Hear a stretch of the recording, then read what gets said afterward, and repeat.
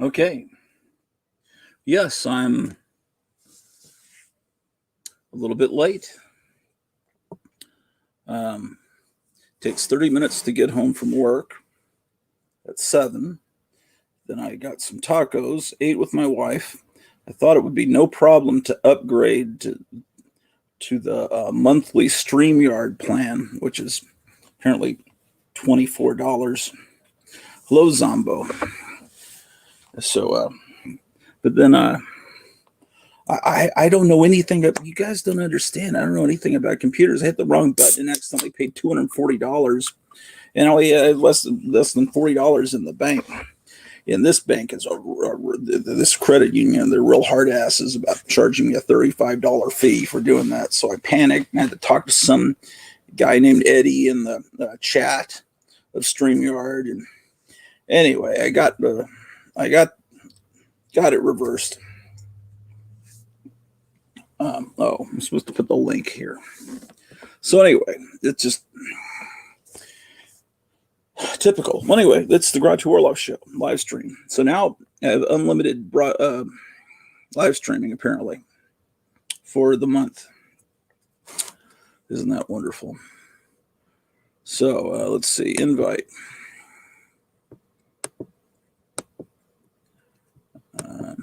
Copy.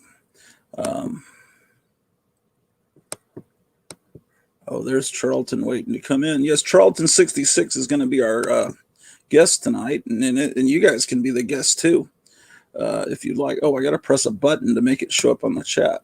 I don't know what I'm doing with computers. You have no idea. Steve Night Tiger. Is everything okay? Wasn't show supposed to start at 8:10? Yeah, no, it was not. Yes, it was supposed to start at 8:10, but we had unforeseen difficulties. I hit the wrong button. It's a long story, but anyway. So Charlton 66. Hit that. Just hit that address that I just put up at 8:33 p.m. and that should bring you into the studio. And my goodness, been a long day.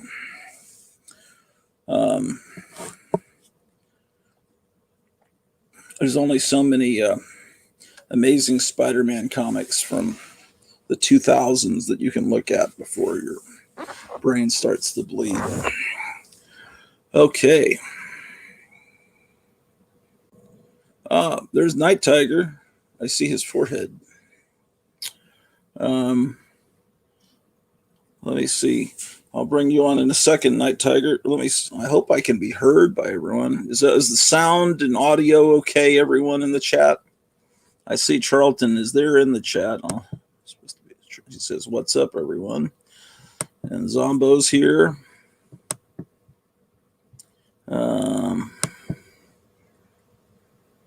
Stupid overdraft charge. Yeah, I think I'm going to escape the overdraft charge. Yeah, because it looks like I have. Oh, there he is. Charlton is in the studio.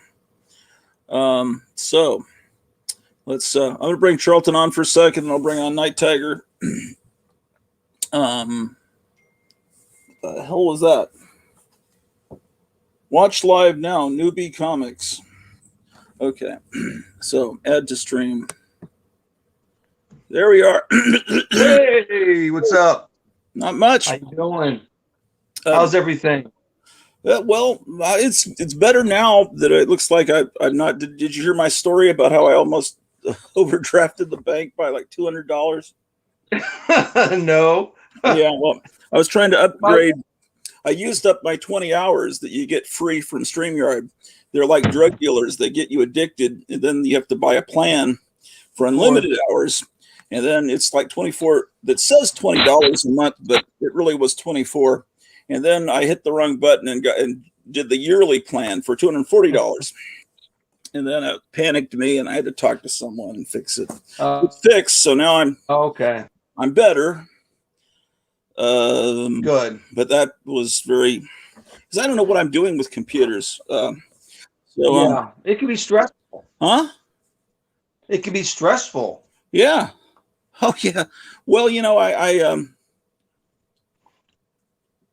I'm like Rip Van Winkle as far as computers go, and even with comic collecting, it's like I'm stuck in 1977 or something. Yeah, yeah. And it was a lot easier to collect comics in the 70s before all these variant covers, and they restarted the numbering on so many comics. It just drives me crazy. Yeah. You only had a handful of books that you liked, and you didn't have to worry about buying 1,000,001 different things. Yeah, that's just yeah. So anyway, oh man, I got to get back into a good mood after almost like getting in trouble with my wife and all that. But anyway, happy birthday! What, about 28 hours early? Is it about? Yeah, it's going to be the day after tomorrow. Yeah. Charlton's birthday is on Thursday.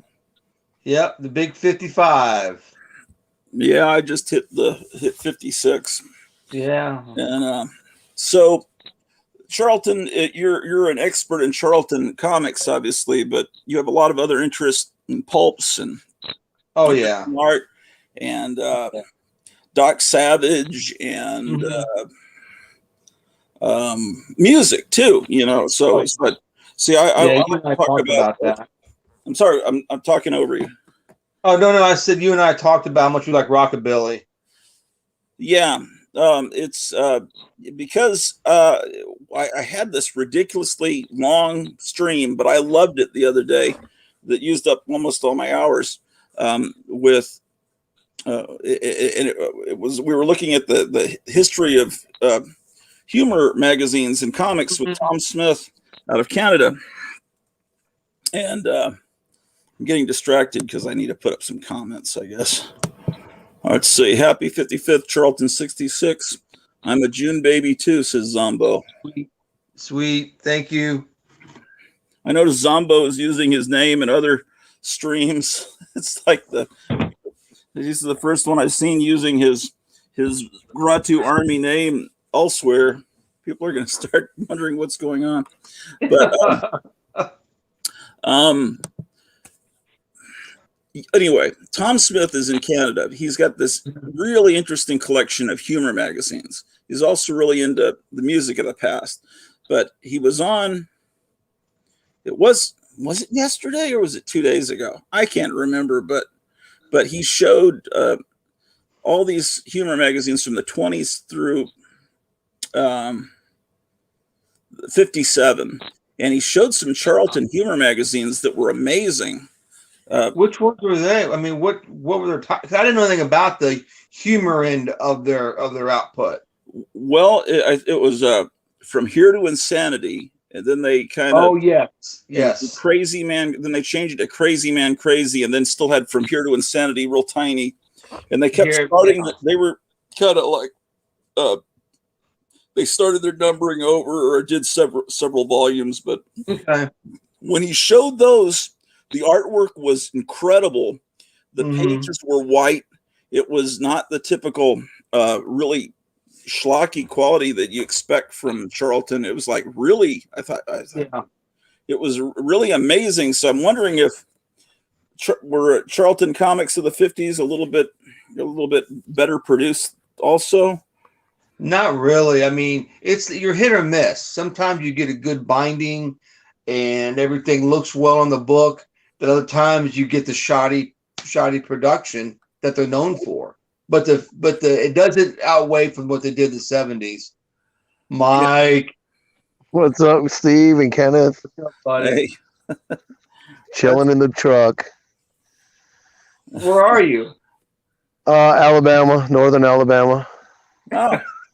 Some friends of mine just moved up to northern Alabama, and they're trying to get us to buy this movie theater that's for sale there. And that would have been so much fun. And there was a building attached to it where we could have lived up above, but it would have been too much work to get that old building to work. It's nice up here. I'd like to move up here. So you sleep in the truck itself? Yep. Wow. It's like an apartment. Cool. With air conditioning and everything. Refrigerator, electricity. I got my Xbox. I got my computer. Oh, that's cool. That's awesome. Yeah, one of those Charltons yesterday.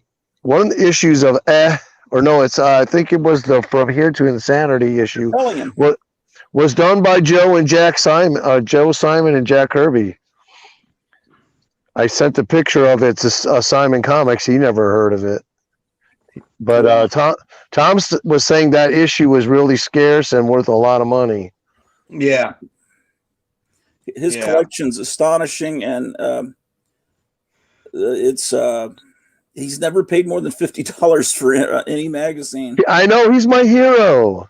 Yeah, it's incredible, and but the Charlton stuff he was showing was like some of the best stuff he showed. Was it the day before? I think it was yesterday. And I just gave an issue of that, the only one I had, to Metarog. And now that I never looked inside of it, so now that we had the live show, I went back and looked at the interiors, and I'm like, it was really high caliber book. Yeah. I'm kind of jealous that I gave it away. What did you pay for it? Do you have any recollection? It wasn't much. I bought it like 4 years ago off eBay. Probably like $10, 15. I would say I paid no more than $10 for it. Now with the way the market is, that book would probably sell for around 50, especially in the condition. But does the market apply to every comic, or just these people that are into key issues? I noticed it's with the stimulus, the prices have skyrocketed even on the Golden Age, and everything in Golden Age. Right? Not as much, right, Mike? It's not as much, Mike, right, than the key books for Golden Age. See, that's the thing. I never shop for big keys, so I don't know. Yeah. But I do shop for. I'm like Tom. I try to find stuff under $50. Yeah. And I noticed the $50 stuff is shot up to like 100, 150, but it seems to be kind of trickling back down over the last week or two that I've noticed. Well, because there's not going to be any more stimulus checks. And they'll have to get back to work, and then they're realizing that the price of gas is going up, and the price of meat and everything else. And today there was 4 or 5 issues of King Comics from 29 and lower numbers, and from good to fair condition, and they all went for $100 or more on auction. And I just picked one up the other day for $12, number 74, and it just had a spine roll. Other than that, it was like PG plus. Is that the one you showed on your video just the other day?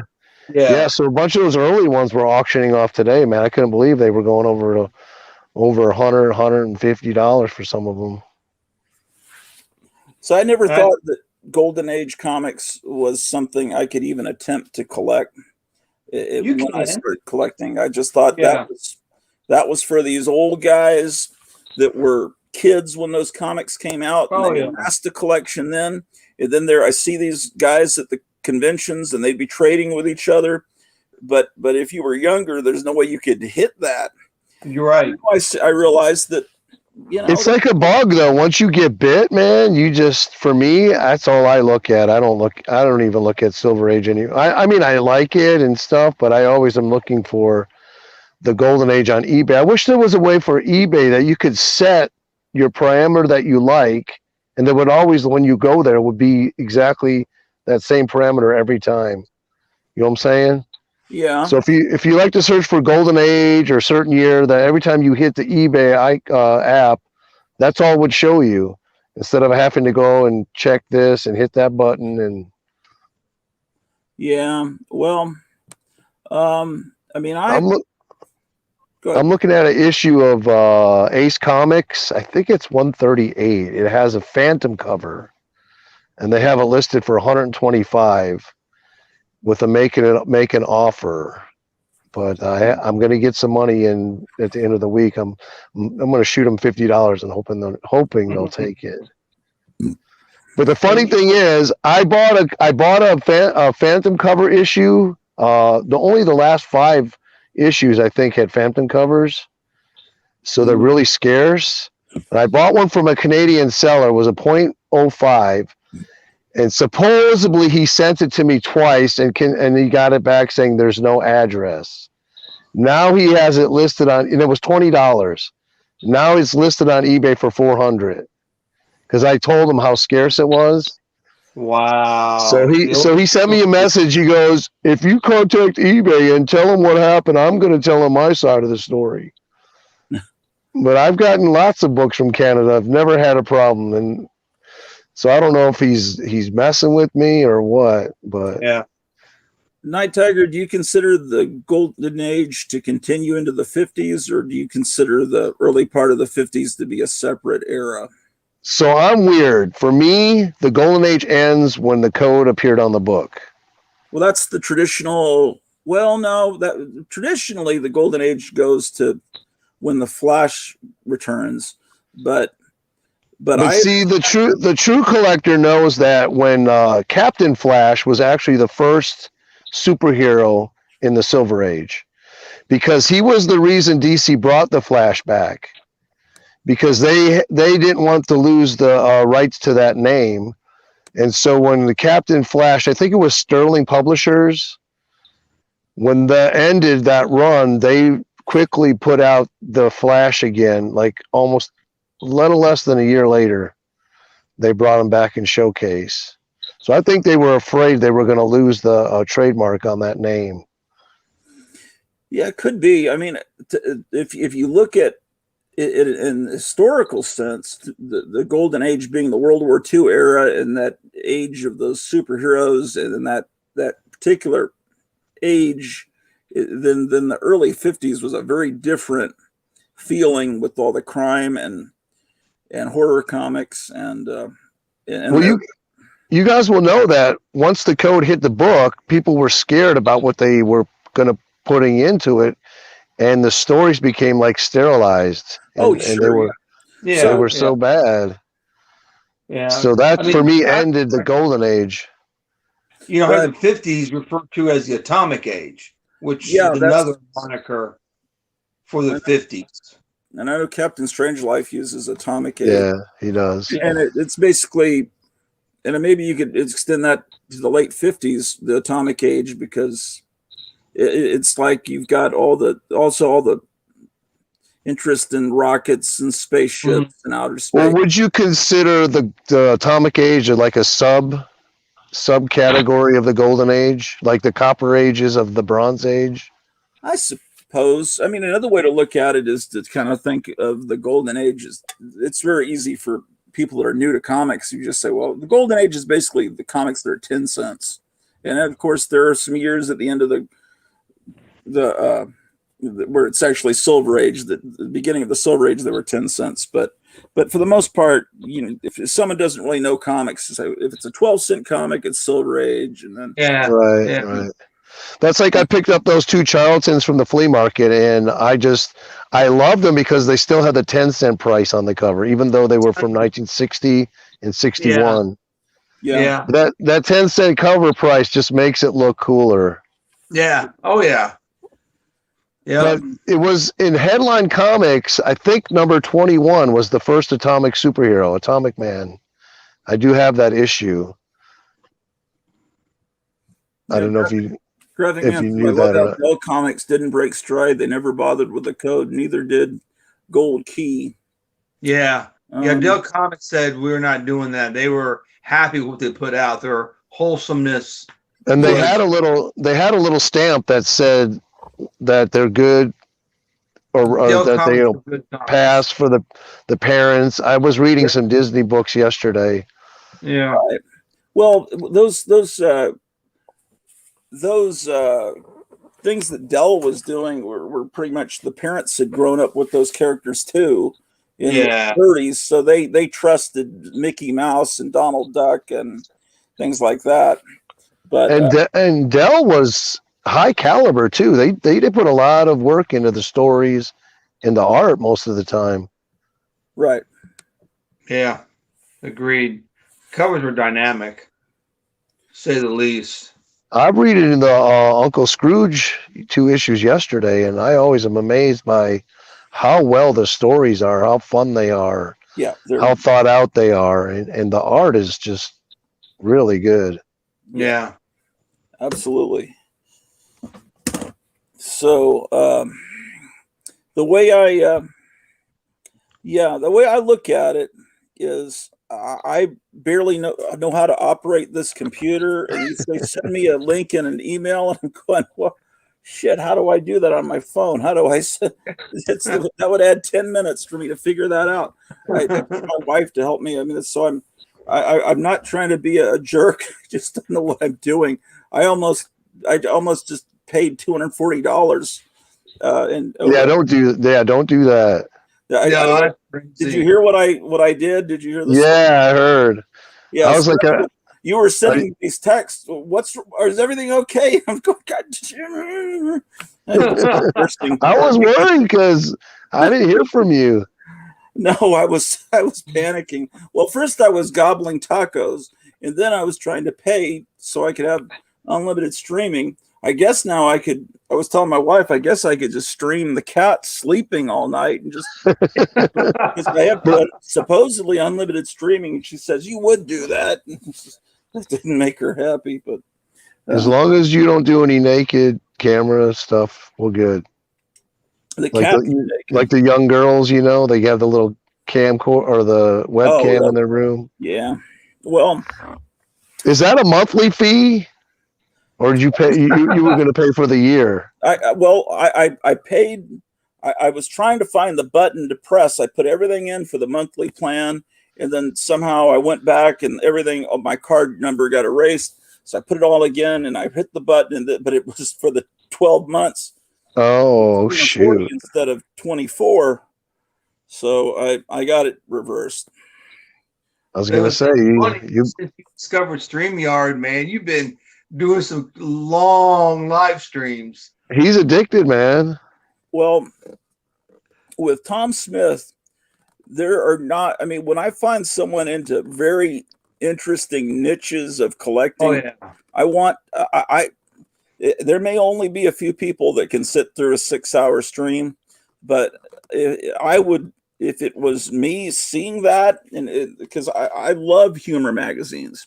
And they're very important historically because, see, the way I look at it, people say you got a collection of comics. And I think every person in the community, I like to say neighborhood because it sounds better than community because community sounds too communistic.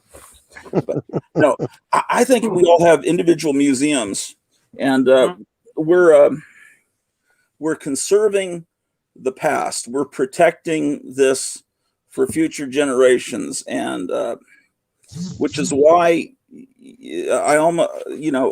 I probably get in trouble and get thumbs down for skirting the top of talking about my political beliefs, because I know you can't do it too much on YouTube, but I just assume that anyone collecting comics is conservative in the sense that what the word means, conserve, like you conserve electricity. There you go. You get it sideways like a movie. If you conserve, when you conserve something, you're saving it, you're protecting it. And so the reason conservatives are hated by one spectrum of the population is they're old fashioned. They want to stick to the way things were in the past. And we're progressive. We want to go forward and do things new in a different way and get rid of everything in the past. We don't need to remember that. And it's like one time before I came along, there was a librarian at my school that I taught at, and he had to he had to hide things in the back of the library because the principal wanted everything old thrown away. Those 48 star flags, get rid of them. And he's like, well, 48 star flag is interesting historically with the stars all lined up. And it's like you can use this to show kids, and a book that talks about someday man may land on the moon is interesting historically, and it shows what the spaceships may look like, and it's printed in the 50s. That's interesting, but some people want to just throw it all away. And it's so I don't know that everyone that collects comics is conservative. I kind of doubt it, but I think the people that collect the really old stuff tend to be to like the past. Yes. And I mean, obviously, if you're in either their childhood or you've gone back before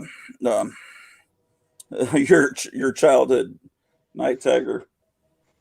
Oh yeah, I'm fascinated with the Golden Age. I love reading them. There's like finding out stuff about the 40s and the different kind of language they used and Yeah. the ads and all kinds of stuff. And I'm into watching black and white movies, and I like to read autobiographies of historical characters. When I was in my early 20s, I read The Third Reich. That's probably the biggest book I ever read. I don't know if you ever seen that book. It's pretty thick. It's like, yeah, I can't even. It's funny you mentioned, like, what got you, like talking about, the way they talked in the 40s. I listened to old radio shows before I collected comics.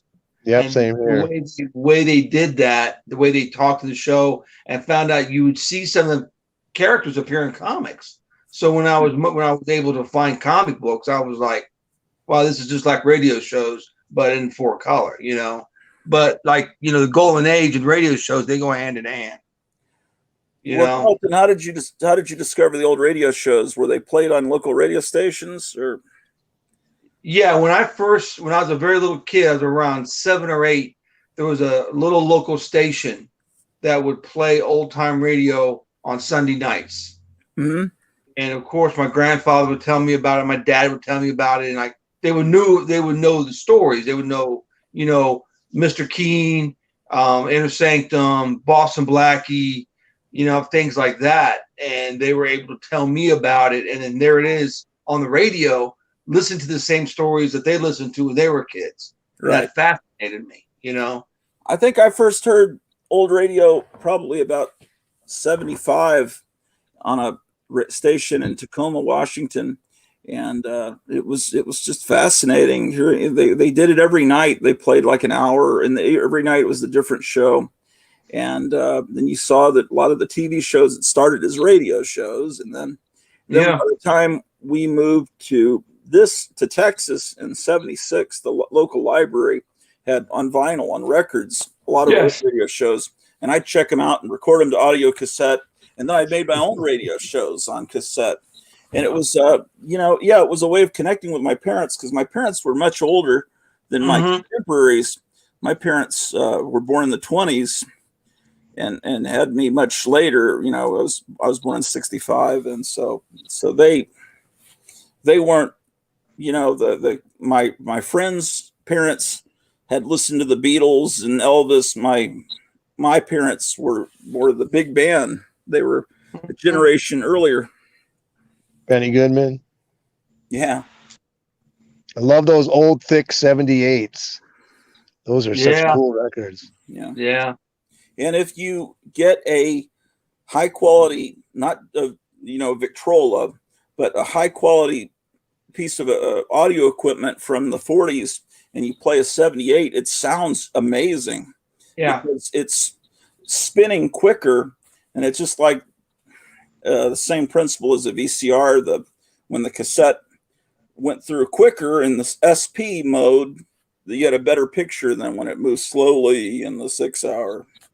So the 78s are very interesting. There's a book, Don't Sell at Any Price, and it's about guys. Picture us with comics, where it's about guys in their 78s. Their type of mentality, what they do with their 78s. I mean, they'll sit down and have listening parties where they don't move, they don't do anything, and they'll put these 78s on, and they can hear the creaking of a chair, turning of sheet music, and they'll notate it on popsicle sticks, because they'll use the popsicle sticks to add weight to the stylus. Oh wow! So you can hear this type of stuff. And the book is phenomenal. So if you're into collecting things, you're into old music, the book is, I highly recommend the book. But they can hear movement of the guys tapping their feet or them mumbling something before the song starts, and Yeah. they'll dictate it on these popsicle sticks. So it's pretty interesting. Well, there's a brand of stereo equipment that most people have never heard of, but if you're really into high tech, hi-fi stuff, it's called Macintosh. Have you heard of that brand of? Not the computers we're talking about. They've been around, and it's like tube equipment. And Okay. this guy, and you have to pay thousands for this stuff, and it's, the company's still in business, but this friend of mine, you had all of this stuff, a whole wall of audio equipment, and he put on a 45 recorded in the 50s, and you'd play it through this tube stereo, and it's like they were right there in front of you.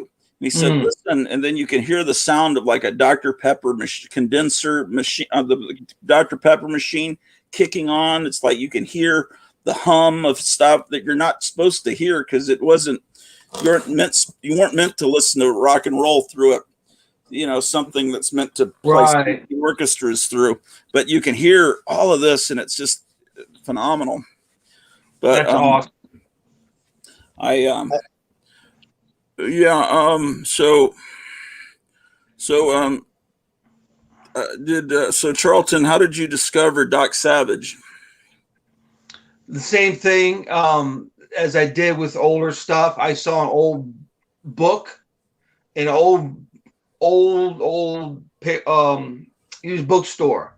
It was the Avenger at first. I got to the Avenger, and it said on the cover, written by the creator of Doc Savage. I'm like, Doc Savage, what is this? I was probably maybe 9. So then I discovered the books by looking up that author, but there were 2 different. Paul Ernst wrote The Avenger.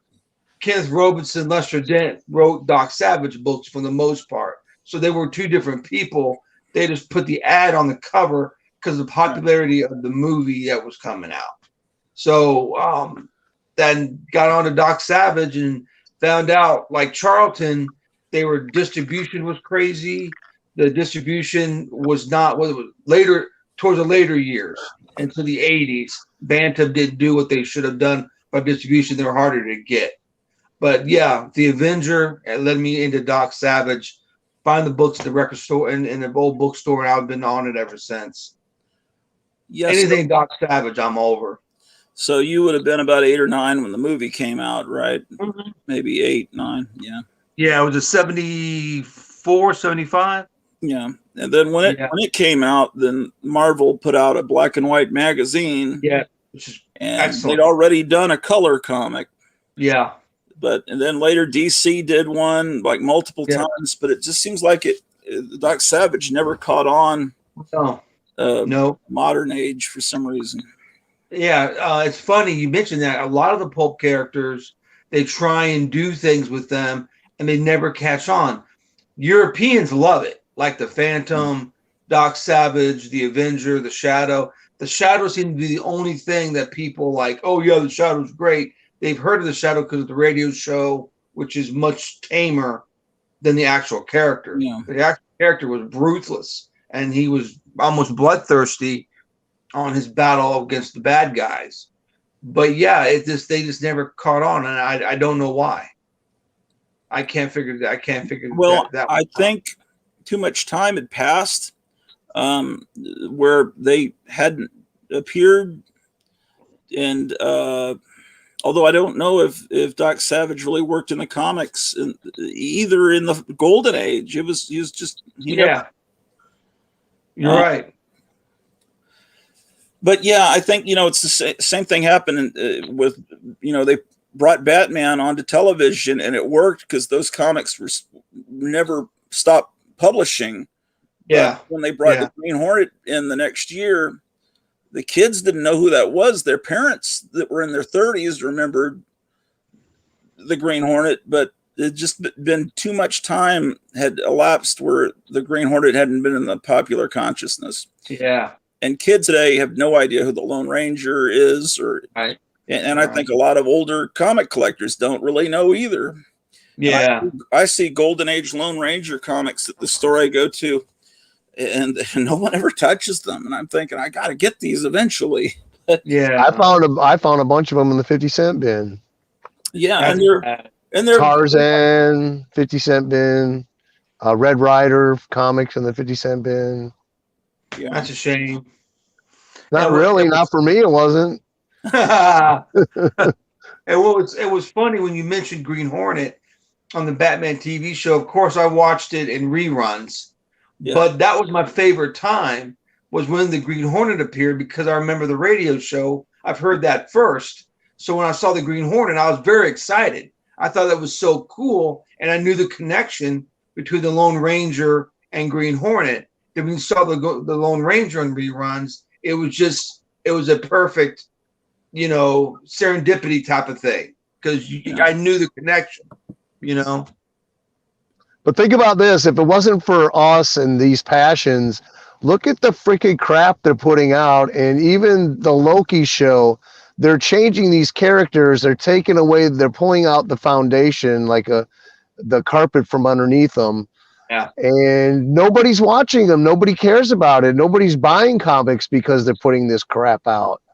Nope. And the people like, say, Donnie Cates, who use the foundation in the books that they do, those books are selling. But those are only a few. There's the Tinian and Donnie Cates, and they're using the foundation from the past to build on what they're writing today. And they're only a handful of people like those two writers. The other people that are putting all this crap out, nobody's buying it. Well, yeah. those books you're talking about, what books are those? Because Donnie Cates he's done some Image stuff, but he's also been doing the Venom run. And then Tinian is the one who's doing Batman right now, which is the best book that DC's putting out. Oh, And it's because he's using elements of the past and weaving it into the stuff that he's writing today. well, But if we're talking stuff that's brand new coming out, there's just not the comic industry is at the lowest point it's ever been in its history. It's because of this, because they're catering and writing to an audience that doesn't buy comics, that doesn't care about the comic books. Mhm. They don't even care about going to the movies and seeing all this crap that they're token and woke stuff. And they're just spitting on us guys who are the foundation of this. And that's where the money is. If they put out something good and it's built on the past, we're going to want to go see it. We're going to get excited about it. But they've ruined Star Wars. Now they're ruining Marvel. So I've been watching videos on this new Loki show. Basically, it's gone back and said that everything that's happened in the MCU was all planned to happen. So it was going to happen either way. I mean, basically, it was like it was written to happen. It had to happen. It wasn't based on Tony Stark being inspired to do this or Thor picking up the hammer. It was because they are implementing the time variant, I think they're called, and supposedly they're the only real timeline. Everything else was not real. Is basically what it has been saying. It all happened in the first episode of Loki. This happened, and they did interviews with the writers, saying that the writers saying that they're trying to just do away with all the shit that happened in the MCU, like it never happened, like it wasn't important. That the stones, what are they called? The Infinity Stones. Yeah. There's only 5 of them or 6.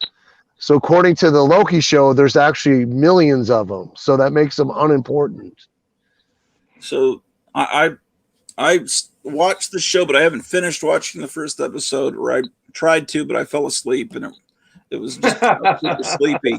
I was really sleepy. But after they promoted it as Loki is fluid in his gender, I'm like, I'm not watching it. That's the way they're going to promote the show.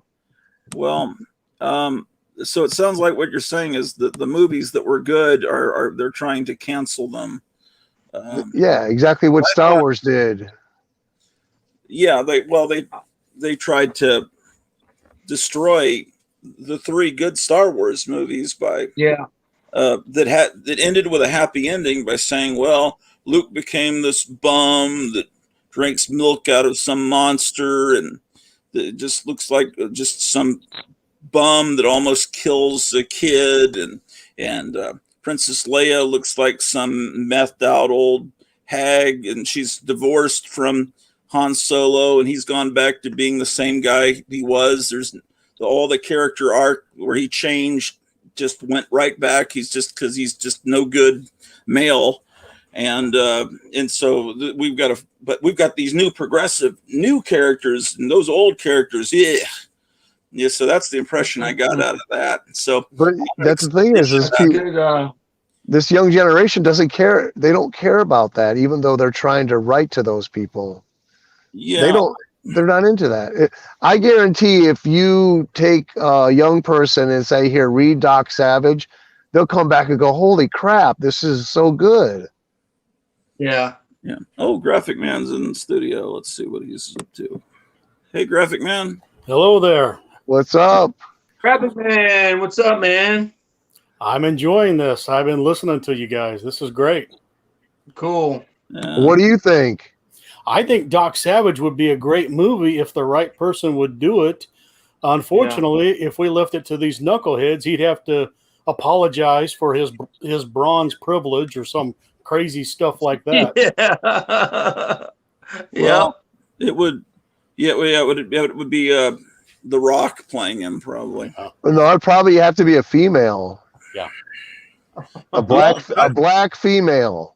Well, Doc Savage had his sister. What was her name?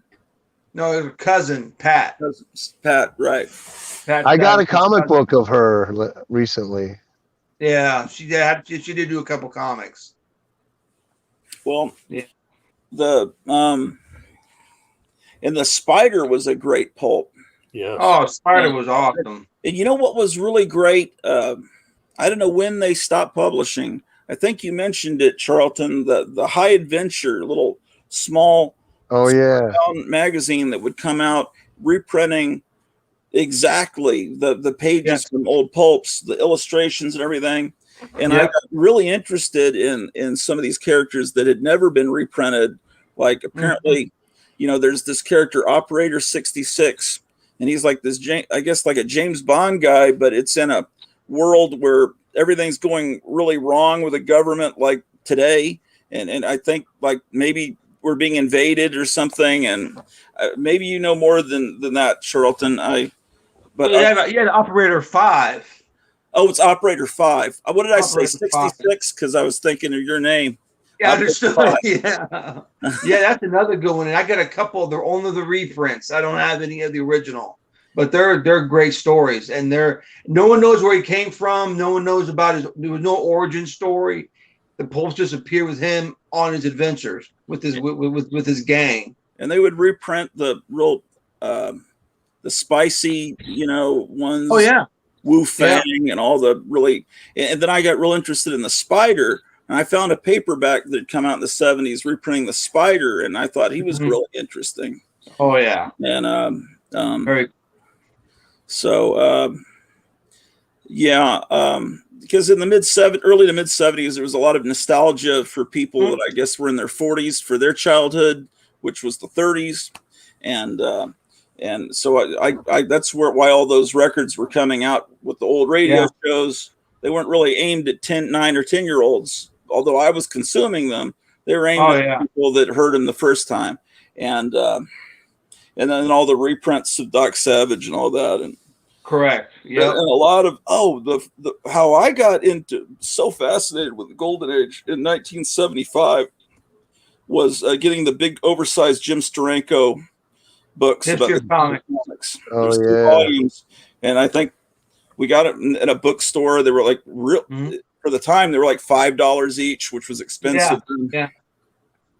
And I just looked at all those covers, and then the following year I found an Overstreet price guide from the 76 one, and just looked at all, and I memorized the whole thing. I was an expert in the gold. I knew all the titles in the Golden Age.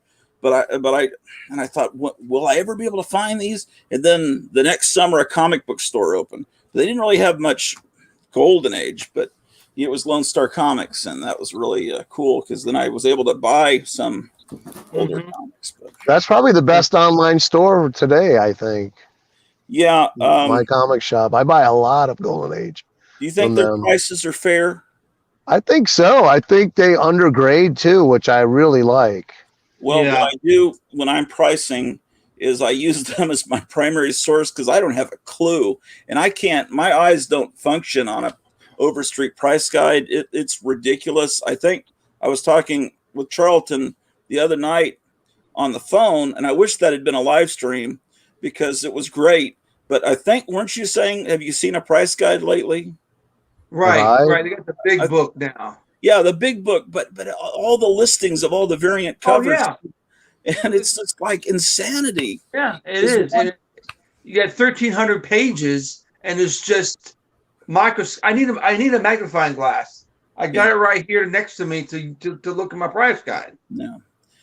So anyway, it seems like usually in mycomicshop.com, the top grade will be like very fine, and then the owner of the store has just squirreled away like 10 copies of a new comic, put them in a box, and then 20, 30 years pass, and the box comes out, and you've got 27 copies that are in absolute mint condition of, the bags are gross, but you take them out and they're brand new. Oh, wow. Oh, nice. Let me make you full screen. Oh, man. Hold on. We'll keep them up. Let's see. Solo layout. Pop these up out of nowhere. Oh, my God. The one on the left is my personal favorite. Oh, yeah. I think the one on the right, see, what you're showing is pre-code versus post-code. I never look at the postcodes. Wow. If I see a code on it, I don't even look at it. That's an outstanding cover. It is beautiful. I'm showing that because you guys are talking about pulps. Yeah. Marvel Tales was a pulp. Yeah. And if you guys ever find some, I don't have any, but the covers are gorgeous. Mm-hmm. Just the lettering is gorgeous. Yeah. And they make great posters. Yeah. Marvel tried to make a pulp in 72 called The Haunt of Horror, and it was little digest sized. Yes. And they had a couple of issues that were digest sized, and they had Kelly Frias. I guess it's Frias, or is it Freeze? I used to say Freeze, but it sounds like a Spanish name, so it's probably Frias. I don't know, but he's a wonderful artist, but he did 2 great covers, and then it turned into a magazine, like all their magazines. But they were always trying to do something. But when the comic book came along, man, come on, we were spoiled. You didn't want to read text anymore. No. You wanted to look at pictures. That's what happened to the Big Little books as well. Right. No one wants to Strange Life is read all that. Yeah. And has the floor fallen out of the collecting world for Big Little books? I have a bunch. I don't know of any real collectors. I have about 20. Nobody wants them, but they're cool. Right. I have a bunch. I think the guys that collected them were like the World War II generation, and a lot of them have passed on. And now I don't know if anyone cares about them. I hope you'll go into a flea market, and in pencil they'll say $7 on a lot of them, but the spine is all beat up. I like to find a really good spine that still, because they look great on a shelf. Yeah, I got a nice Phantom one. The one inside where you've got the little artwork, you flip the page. Yeah, it's a little animation. Right. Yeah. Like Gene Autry is pulling out his gun as you flip the page, and he's putting it back in. Those are very cool. Oh, did they do that back?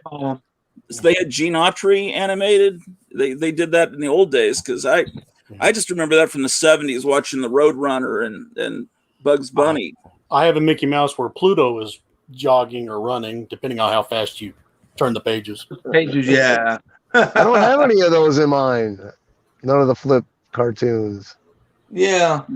I got a Flash Gordon, Charlie Chan, a Phantom, G-Man. I'll go grab a few. And of course, another thing to get into, if you're into Golden Age comics and old radio shows, is movie serials because they were, you know, they adapted a lot of the Golden Age comics and the pulp heroes, and sometimes they were done like dead on right, like the Flash Gordon serials. Right. Mr. Crab. I still get goosebumps when I see one of those spaceships and hear it. Bzzz. Yeah. And then you see the little like smoke puff, and then a shot of electricity, and then they have the big lizard, the little lizard that looks huge, the iguana. It just Buster Crab looked like he was drawn by Alex Raymond. Oh, yeah. He looked like a superhero. That was just a perfect casting.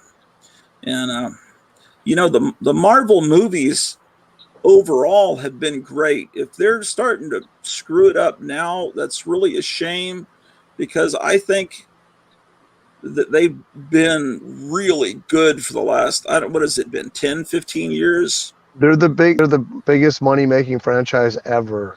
But ever since Captain Marvel, I knew after Captain Marvel they were going downhill. But I was telling a lot of people they're the fourth generation of the MCU is just not going to live up to what we had. Well, I'm still hoping. I'm not giving up yet, because I understand that they're minimizing Captain Marvel, but the sequel is just going to be called The Marvels. Yeah.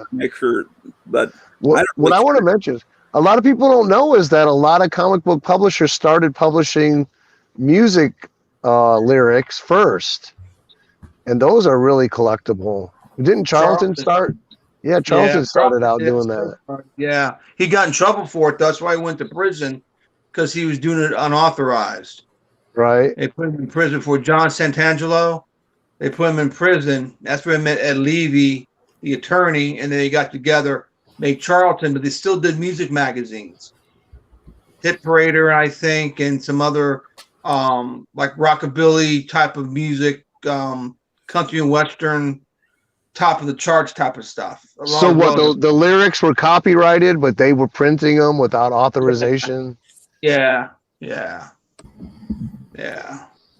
Here's one of the big little books that has the moving thing in the back.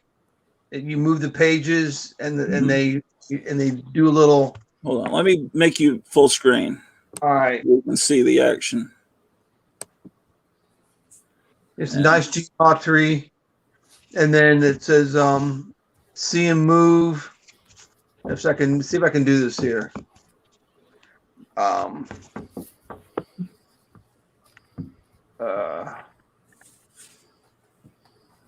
don't know if you can't see it, but oh yeah, we can see it. Yeah. Oh, that's great. But you can get the picture is much better if you do it in person. I got one more. I can't find it right now. I think we should start a petition, and they should make a retro juice box pulp collection. So your juice boxes will have your Big Little books on them. Oh yeah, oh, that's nice. There you go. That's what I was trying to do. Wow. Yep, that's it. Nice. Big Little books, man. What is this from? I bet those smell great. Oh yeah. Yep. I need a cologne like that. You've done that. You've done your cologne ads. I know. This one's taller. Oh yeah, I've got an Aquaman like that. I got a Bugs Bunny. Lone Star Comics, in its second location, where it was from the late 70s all through the 80s. Wow. It had a warehouse behind it that I don't think was air conditioned. And once a year, they would open up the warehouse. Wow. And they'd let you go into hundreds of comic boxes, and they'd be all priced really cheaply. And the smell of those old baking comics and the Texas heat was unbelievably intoxicating. Although it probably wasn't doing a great deal for the comics. You come out of there high. That's awesome. Yeah. That's awesome. That Mickey Mouse is very cool. Joins a Foreign Legion. That's great. Oh, I used to watch that show on Sundays. I like the image of Mickey Mouse behind a Gatling gun. Yeah, that's awesome. Because it reminds me, yeah. Have you ever seen any of the cartoons made by the enemy during World War II where they make Mickey Mouse like dropping bombs and stuff? I think I have one of those Dan Duns. That's neat. He's a Dick Tracy knockoff. It's exciting, though. It's very cool. Look at that train. That is cool, though. Once there was a popular character, everybody was knocking it off. Oh, Invaders is cool. Yeah. Yeah, there's aliens in this. There's a few more, but that's all I brought out. Cool.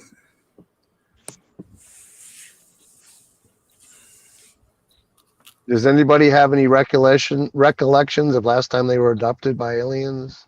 No. You're a truck driver, man. You probably have been abducted. Do you see that the government's releasing a lot of the documents now on their UFO sightings and investigations? Yeah.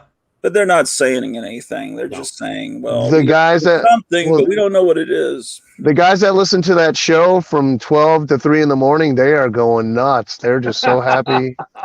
That guy listened to this show from 12 to 3 in the morning. Were you a trucker during the Art Bell days? I don't know.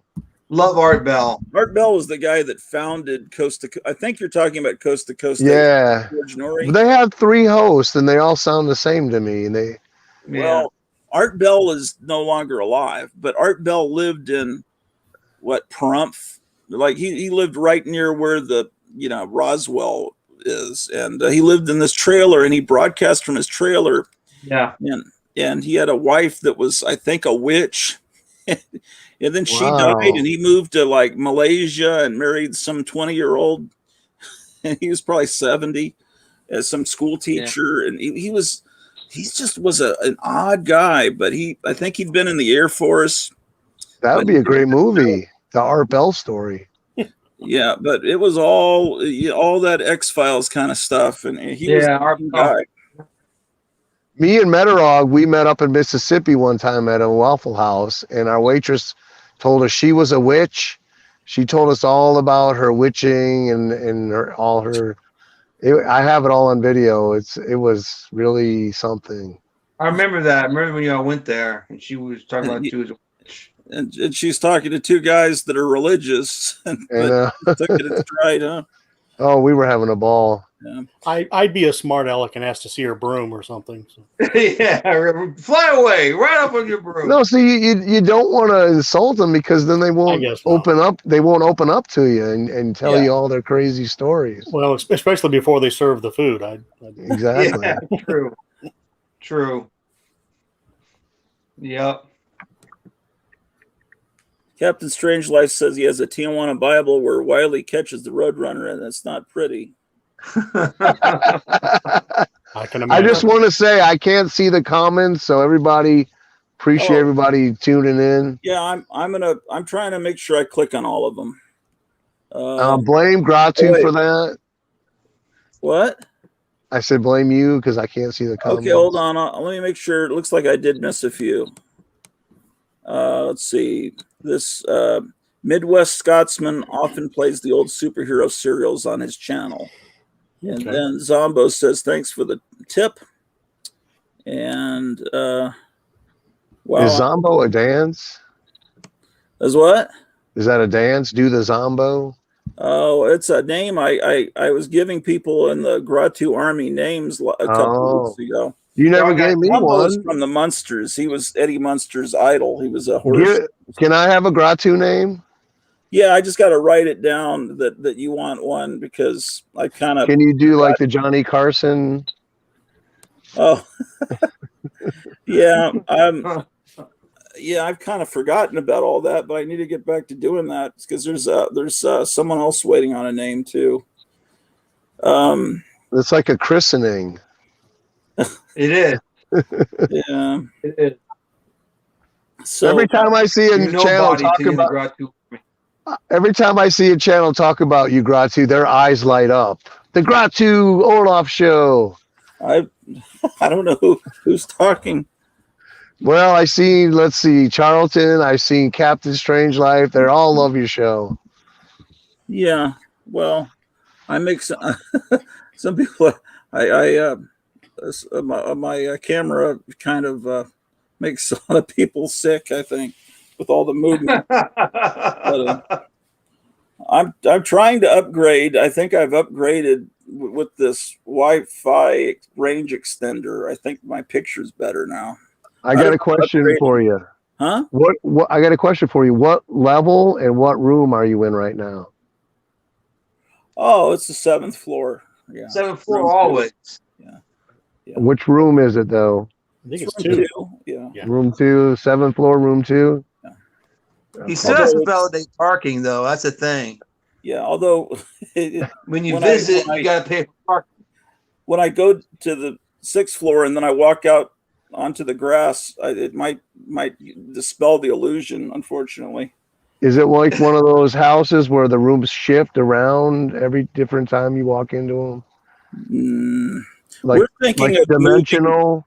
We're thinking of moving and hopefully to some really amazing, like Victorian house. It'll be more interesting than this. I just watched a video on Iowa today. What not to do when you're in Iowa. Oh yeah. It's Chad Miller is the other guy that's waiting. So Chad and Night Tiger. He says, still waiting for my Army names, brother. Wait, where is it? Okay, yeah. So I got to get Chad. Chad Miller is one of the original fans. Another question. Have you guys ever heard of the CBS Radio Mystery? Yeah. The CBS Radio Mystery Theater was on in the 70s and 80s. And it was actually, I think, the same showrunner that did The Inner Sanctum. But to me, it was like the old radio was like the pre-code comics. Yes. CBS Mystery Theater was like the stuff with the big seal of approval on it. I don't know, because it just didn't. I don't know why it didn't grab me like the old shows, because like The Inner Sanctum was really great and twisted, and then the new Mystery Theater, it just didn't seem like it went far enough. It was more like meant for people in nursing homes. It was more calm. Thanks a lot. I used to go to sleep to that every night as a kid. I loved it, but you got to admit it's not as good as the old stuff. No, Right. they would act. You could tell they're reading lines. Like they would say, "The sky's blue." Why, yes, it is. What are you going to do today? I don't know. Older radio shows are very much quicker, as if there's a real conversation going on. That's all they had. It was they had to act that way, as if it's in a real situation, versus the newer stuff, which is much, you can tell they're reading lines. And that's what, it's not gritty enough, you know? There's something about that generation. If you look at it, the generation, the World War II generation, the music they were listening to before the war, the big band music and the way they danced, it was nuts. And then when they came back after the war, they were shell shocked.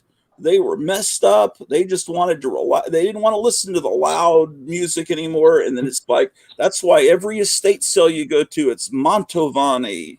And it's all my dad's records. He had Mantovani and George Shearing, and it was just all this and the Exotica records, because all the GIs had been to the islands and they heard that exotic music, and so it's like and the pulps and the comics they read that were really gory and stuff. It's in the radio shows. It's like now the CBS Radio Mystery Theater was a little bit calming. It's like if people that listen to NPR. You know, it's like a librarian. Okay, we're going to be very quiet. Masterpiece Theater. They're always it's like they're trying to lull you into this weird. Like the Masterpiece Theater. Yeah, it's so it's like that generation just kind of they kind of like, hey, I've seen people people's heads half gone. I just want to relax and excessively and have a barbecue every Saturday and have a house and kids and Good just point. and retire, because that's pretty much and every now and then on the radio shows you'd actually have a really good actor come in, like a Claude Rains who can read anything, and he'd do some radio shows, and then you'd have even Humphrey Bogart can actually read lines pretty good. He may have the same facial expression on the movies, but right. They knew how to read that dialogue, and it was great. Even their commercials. I think what Charlton's saying is that the acting was good in the old shows, but on CBS Radio Mystery Theater it was a little more stilted, which was 70s. Yeah. The 70s version of because they were also the old actors that were then much older than when they were younger doing the radio, but it was a lot of the same people. But it's like my brother went off to the Army for 3 years, and I remember right before he left, he was telling me about The Omen, because I was too young to see R-rated movies, and he was telling me how great it was when this sheet of glass comes out of a truck and severs this guy's head, and you see the head go up, and I thought, wow, that's cool, And then he comes back after 3 years, and the first movie we go to see is The Empire Strikes Back. And then I think we went to see Excalibur and Raiders of the Lost Ark. And Excalibur. Oh, great. That's awesome. Excalibur was great. But he just did not like the blood. And I'm thinking, how's that different from The Omen? And, I thought that's weird. And then we saw Raiders of the Lost Ark, and he thought that was too bloody. And then, finally I found out that when he was stationed in Germany, I guess it was foggy and there'd been a car wreck, like a multiple car wreck, and he stopped to help, and there were people halfway through the glass and all cut up. And so he saw the real thing, and then it was just not real fun anymore. Yeah. So then I found out later, when I was buying a car, my first car, he came along with me, and he was telling the car salesman, I was in this helicopter crash, and I'm thinking, what is he kind of? And then it turns out he was in a helicopter crash, and no one had told me. Somehow I was a kid, and they just didn't want me to know that he'd been in this helicopter crash. I knew his leg was messed up before he went in the Army from some football injury, but it was worse, and I just thought it was a natural progression. But he'd been in a helicopter crash. I thought he was just lying to this salesman. But yeah, that's why, he didn't like the blood anymore. It just kind of happens. So, and my father, whenever a snake would appear in a movie, he would go, God, and he'd just get up and go outside and smoke a cigarette and come back in. I don't know what it would have happened if he ever watched Raiders of the Lost Ark, but or snakes on a plane. And I guess he saw some snakes. And if there's a snake in a movie, he immediately Is it me or is Graphic Man frozen? No, he's not frozen. He's frozen. When we first got cable, I had he's frozen on my screen. People always suspect rigor mortis. You must be frozen on my screen then. We just don't move much. I was gonna see if I could tip him over. I don't know. People who are in the military tend to not be as thrilled with extreme gore for the most part. Yeah. And, Tom Savini, the makeup guy, did all these very gory effects. And he was a combat photographer in Vietnam, but he said that the camera separated him from the reality. Because looking through a camera, it was like separated him. So it didn't affect him the way it would someone. I'm not a big fan of gore movies myself. I prefer not to watch them. They don't do nothing for me. They don't do nothing for me. I don't like slasher movies where people are killed in a way that could happen in real life. But if it's a monster ripping someone's head off, I don't mind, because that's fantasy. Yeah, and it won't. I agree. But it's the same thing. It's like I'm taking a shower. Oh yeah, and if anybody's in here, I'm taking a shower. I mean, Halloween was great. The first Halloween, and then everything else was just pick a different holiday. And yeah, I prefer the old monster movies and everything. Oh yeah, in a heartbeat. So much more style and class those movies had. The atmosphere, the clothes, the cars, even the original Blob was a great monster movie. Yeah. Great. And the time they had to put into just moving that creature like one little bend. Yeah, classic stuff. However, Steve McQueen's girlfriend in that, she turns out to be the Helen Crump character on the Andy Griffith Show. Oh yeah, yeah. I might have wanted a different cast for that particular role, but she did okay. Yeah. But, I was never a Helen Crump fan. I wanted Andy Griffith to have the Father Knows Best girl who was that druggist early on. Yeah. But remember the nurse though that he was kind of dating in the early episodes. She was a nurse. Yes. Okay. That they went out a couple times. Yeah. And I thought she was gonna be a permanent person, but it never happened. She just disappeared as a character. It's funny you say that because the first thing I thought was she the blonde? Yeah. Yeah. So how about this? Anybody listen to Dr. Demento? Yeah, I growing up. Yep.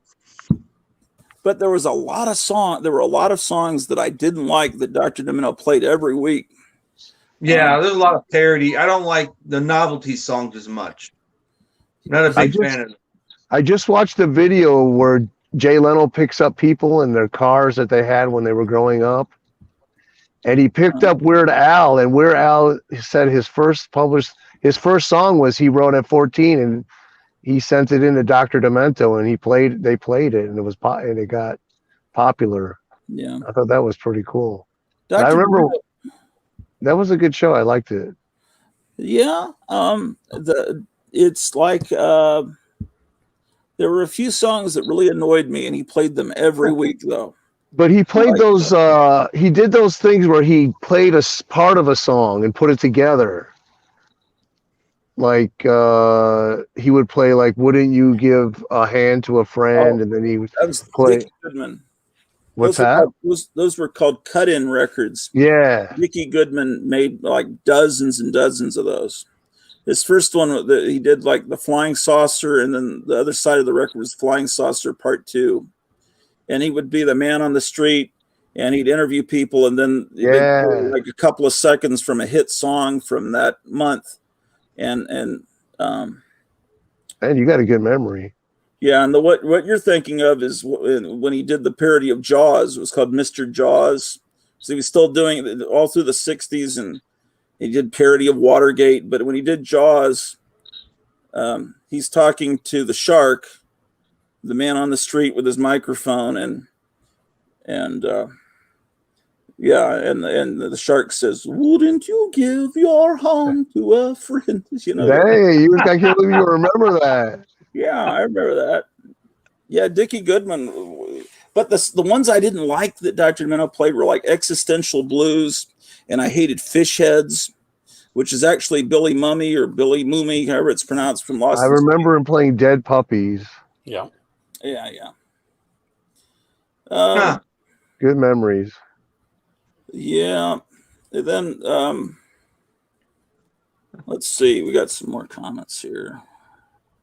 I remember when I was 7, my mom's mom, she had a whole collection of 45s, and she said, "You can pick whatever one you want." And I picked Jailhouse Rock by Elvis. So I had original 45. I wish I still had it. And I listened to that thing every day, all day long when I could. Yeah. I thought that was the rock and roll song. That was it. That was rock and roll, Jailhouse Rock.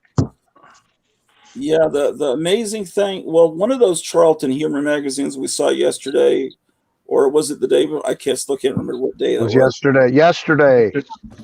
Was it really? Monday. Yeah, it was. Okay, yeah, yesterday was Monday. You had the day off. Yeah. Yeah, that's right.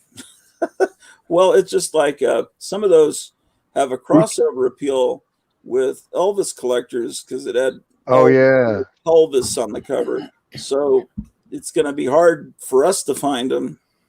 But yeah, those I'm still amazed at how good the Charlton humor magazines were, because I didn't, I associate Charlton humor with Sick in the 70s, and so.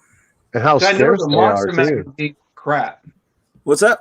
Their monster magazines, they just fall apart. You posted on Instagram earlier. Was that a Charlton with the werewolf on it? Yeah, I sent those to you so you can see. I got the Monster Madness and Mad Monster. The Monster Madness, it's like newsprint. The cover, it's horrible. There was one that came out about 75. I don't know if it was Charlton. It was called Monster World. No, was it? No, it wasn't Monster World. It was Monsters. Man, it had like a Bela Lugosi on it. It was a green cover, and it was just really cheap. So I figured it was Charlton. But yeah, poor Charlton. Yeah, it had a Kolchak article in it that kind of dates. Oh, Kolchak, yeah. That's my guy. There was one episode where they had like a turtle creature, and they broke it open and it exploded, and it had like spaghetti inside. And I just remember that episode it just freaked me out as a kid. On Kolchak? Yeah. No, the only thing closer to that was the last episode where he fought like an alligator creature. They were laying eggs in an underground bunker. And I don't remember they cut it open or it exploded and they had like spaghetti looking stuff inside it. I remember that one. You guys see Alligator People? Yeah. The alligator one was the last episode. The Alligator People starring the guy that was in the Rocky Lane space. How's that black and white space drama? But Lon Chaney Jr. plays this guy out in the middle of the swamp. And but Alligator People, I really like their costumes. That's cool. I like stuff like that. I wish one of those alligator people was our president. Because, seriously, well, I'm not even kidding. There's an old EC comic where this little alligator puppet creature is on this kid's hand, and he takes over the kid's brain, and then they start reproducing all these other little alligator people, and they take over Congress, they take over the United Nations. I wish I don't know where that is. I'd pull it out, but there was a TV series like 3-4 years ago. It only lasted one season, but these little aliens came and they were like little ants, and they would crawl inside the ear and then start eating away at the brain. And the people that got those bugs inside became the Republicans. This was a TV series. It was only a few years ago. And then the people found out about it. They would give this little bug to certain people in Washington, and it would turn them like brainless. It would make them brainless. Like they would just follow like zombies, but they were the Republicans. I can't remember the name of that. I was like, I wanted it to go to another season, but I guess it just didn't have nowhere to go. The writers didn't have nowhere to go with it. Was there a main character? It was a main star. Anyone we know? No. Wow. But it was only 3 or 4 years ago. I remember that. Yeah, it was like a little ant. It was aliens that came down. They came out of a certain like tree or something. They would plant the tree in the people's yard. I don't remember the name of it. I think I actually have it on my hard drive. I'll go look that up and I'll let you know. It was pretty cool. It was well written.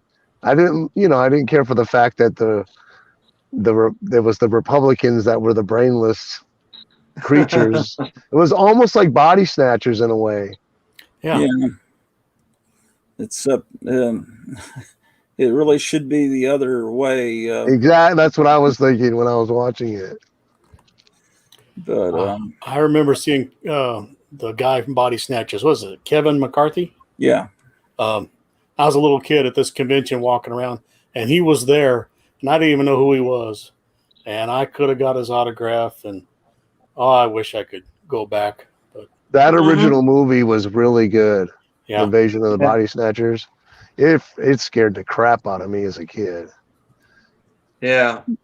That part where you see the pot in the foreground forming and the ladies in the kitchen doing the dishes or whatever.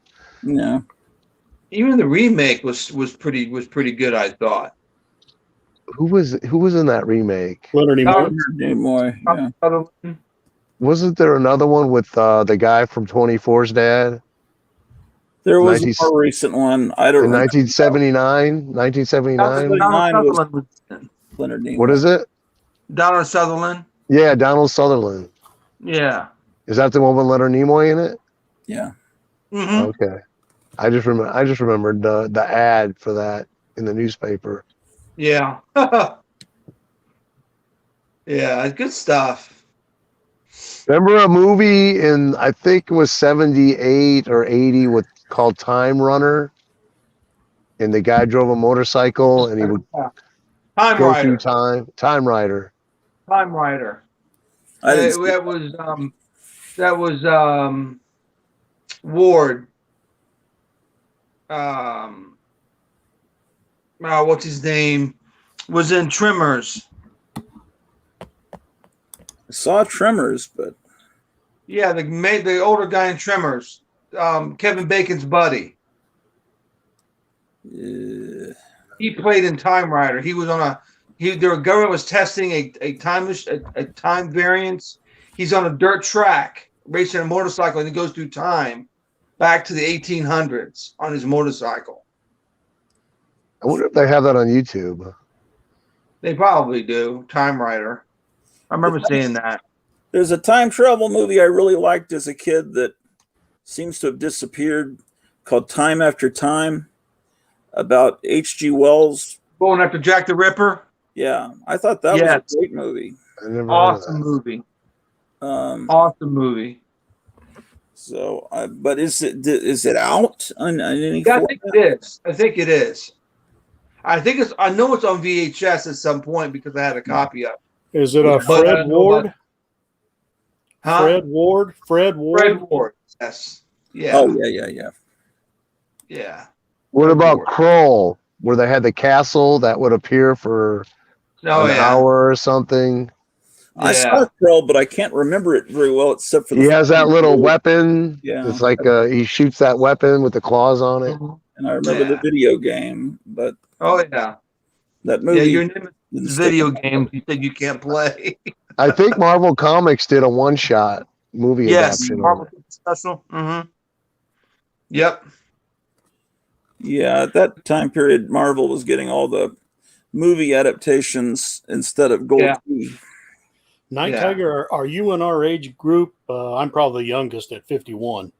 Yeah, I'm 53. Okay. Or 52, I don't remember. There was this great show that when I was a kid, I just forgot it. Starring the guy from Baba Black Sheep, Robert Conrad. Right. A man called Sloan, and he had a black sidekick named Torque, who was bald, but he had a robotic hand, and if he ever needed like a screwdriver, he'd pop one finger off and put a screwdriver on, and he'd get through the door or whatever cage he's in. Okay. It was a man called Sloan. It lasted 1 year, and I don't remember that. I do remember Bubba Black Sheep though. Yeah. There was another movie or TV show from the 80s where the guy was a cop. It was a comedy. He was a robot. Like a really goofy actor. You remember that? No. I don't remember the name of it. Really goofy actor. I don't remember the actor's name. He had like brown curly hair, but he was a robot or like a cyborg or something. All I'm thinking of is Get Smart with Jaime the Robot. No, this was in the 80s. Yeah. Get Smart. I always watch for this when I see Get Smart. I heard that people that know more than me about guns, Don Adams had been in the Marines, So, he plays this goofy guy, but when he handles weapons, like in the early episodes, it's like you can tell this guy knows what he's doing. So people that are like military people watch Get Smart, and it's like, well, they have a respect for Maxwell Smart when he's handling weapons, because he's like, you can tell he knows what he's doing. So I always watch when he has the guns in his hand now. That's pretty cool. I never knew that. I'm going to watch out for that now. It's weird though. I just found a show with him from the 80s, Don Adams, where he plays a manager of a grocery store in Canada. Yeah. Have you guys ever seen that? I watched a couple episodes of it. No. I never heard it before. I ended up getting Peacock and it was on there. Pete, come here. Is there going to be a Pete the Cat appearance? Pete, I'm making sure he's not doing anything too mischievous this year. No vomit? No, he's not vomiting. Oh, okay. All right, Pete, this wasn't too bad. Pete was chewing on something, and I wanted to make sure it wasn't anything important, and it's just an envelope.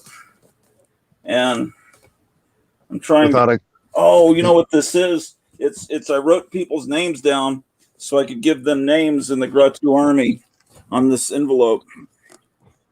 So I guess Pete the Cat didn't approve of those names. Yeah, he's, I don't want him to mess up anything. Yeah, my cat, when he wants to annoy me, he starts clawing the comic boxes. Here, Pete. Yeah. So, does he travel with you? No, I wish he did. Is your comic room shut up tight when you're on road trips? Yeah.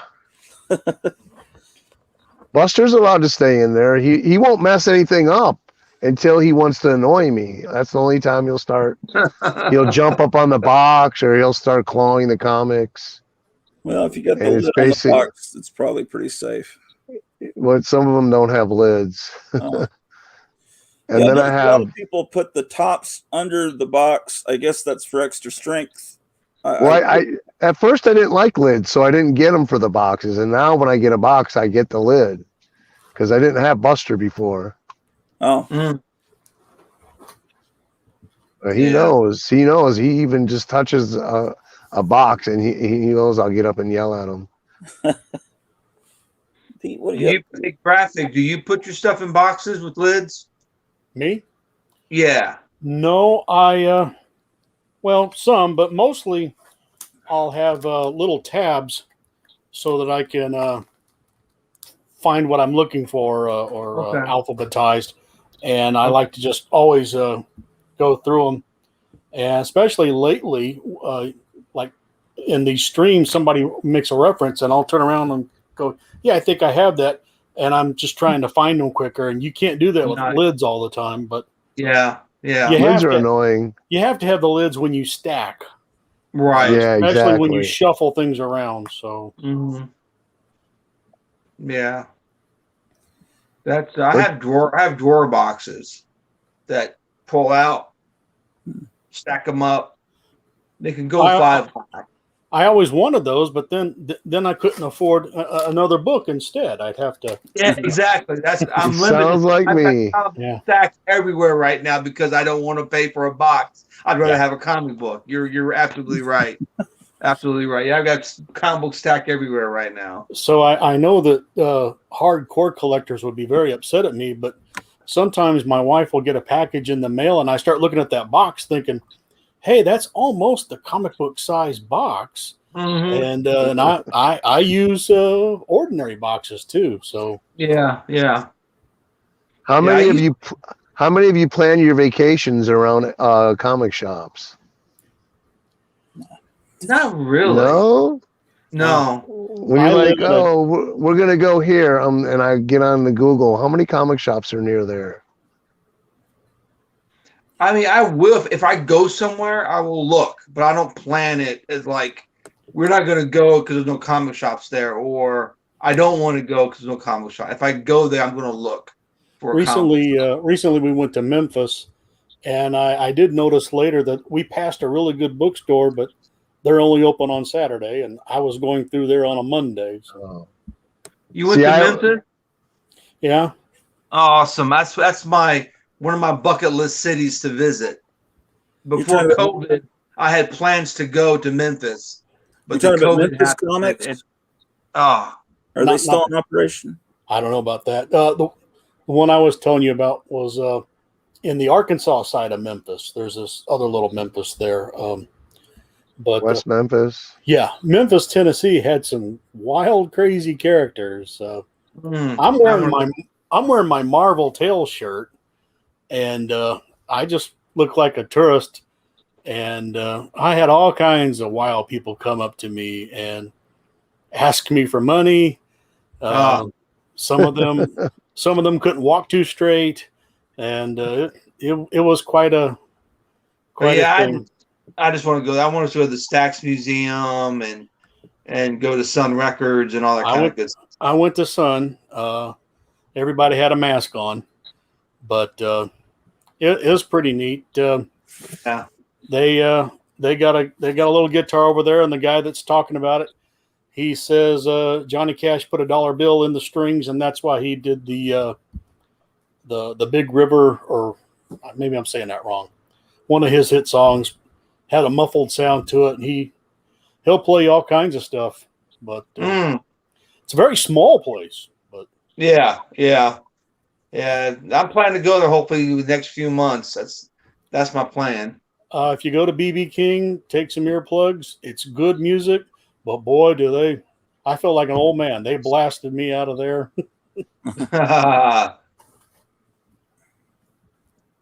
And I go through there every month, but I just travel right through. You don't stop for anything?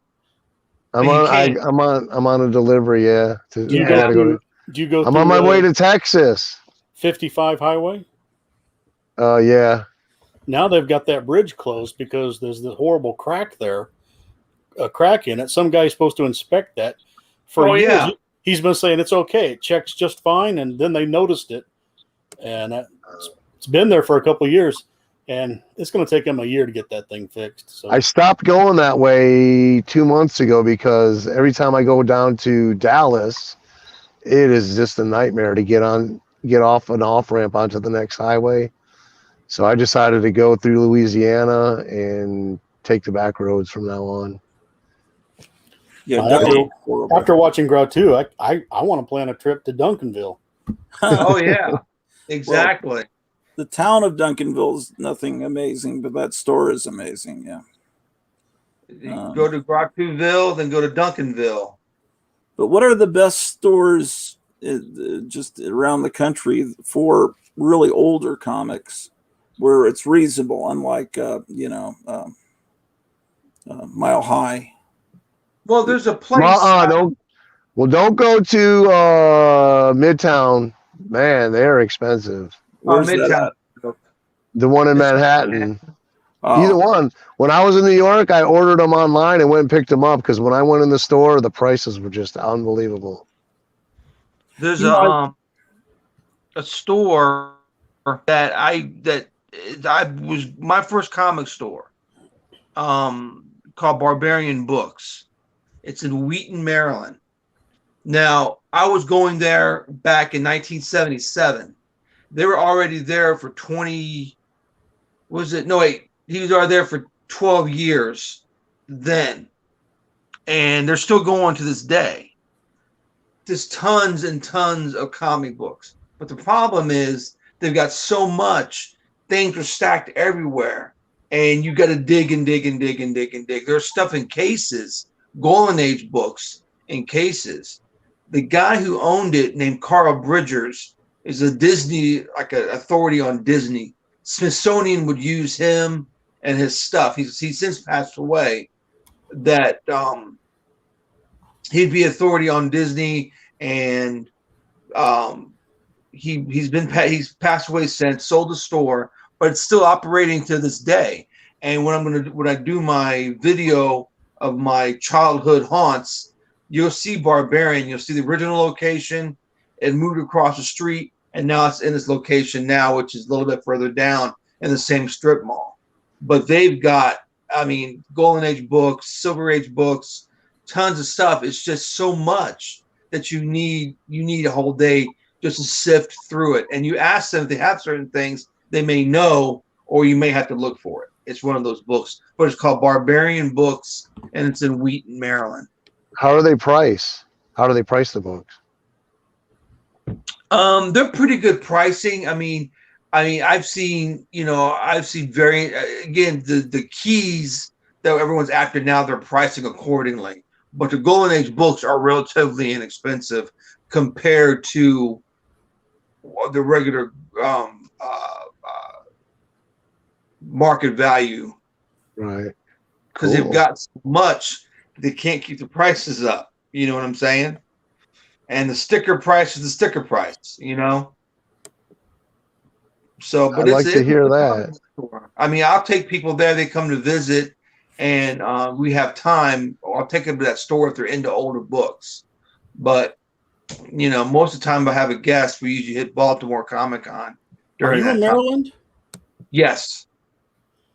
I heard Right just on outside. the was it just on the news that your area or near the DC area that all these birds are falling to the ground blind, and they're blaming it on the cicada or whatever those bugs are. Really? That maybe the birds are eating them, and then they're getting some reaction, and yeah, they Wow. got crust.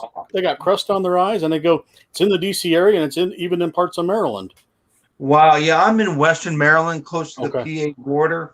The cicadas have not come our way yet. I live in a valley, and there's 2 mountain ranges that need to hit me before. I'm like 75 miles from the DC border, so I'm pretty far away. I didn't hear about that. That's strange. Gentlemen, I gotta go. So I gotta get up early. All right, Appreciate cool. all. It was nice Appreciate meeting all you. Sure. You too. Y'all have a Take good care, night. buddy. I don't know how to get out of this. I think I Be did. safe. Well, I thought I was going to be the first one to bow out. I've got to get up. I got to be at work at 5 a.m. again. So, Oh man.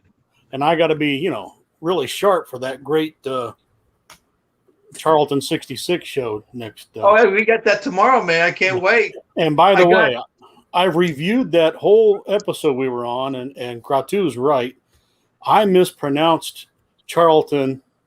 I said it about 90 times, and only 3 times did I pronounce it correctly. I wasn't I the know, one that man. corrected you. Tom I know. corrected you. Tom did, and then I realized, oh my goodness, he's right. I just been in a lazy habit of saying it wrong. So I just figured I must have been mispronouncing it all these years. 'Cause no, I am not the authority. it's okay. Hmm. I when you like that story I told you about Harry Truman, Yeah. he mispronounced all those words. How was he supposed to know? He grew up on. He was very well educated, but how does he know how to pronounce these words in all these books he read at the library? You never hear them spoken. Were you going to show me a stack of Oh yeah, I'm just gonna show you what I got planned for tomorrow. This is part of the stack for tomorrow. wonderful? Yeah, so I got some stuff we can talk about and go over. Just so you see, I've got my stack already. Awesome. Be a good time. We're going to show more books than the Library of Congress, hopefully. So. Yes. Oh, wow. Yes. What kind of books are you guys doing?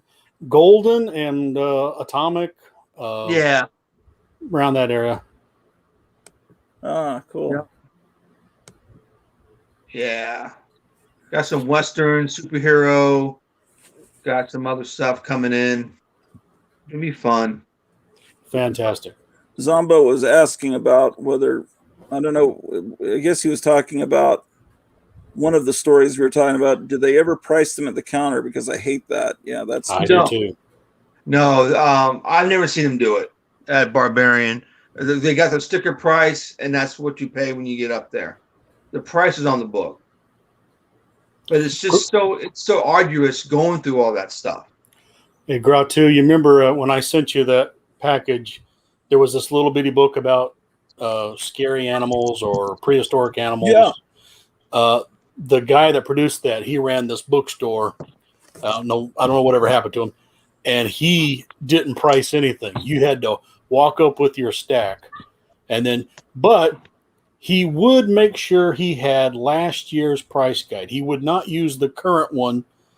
So at least he gave you a break. He's using, a year and a half old price information. So, but you never knew what, I'd bring a stack and half of it I'd have to put back because I couldn't afford it. So, I hated that.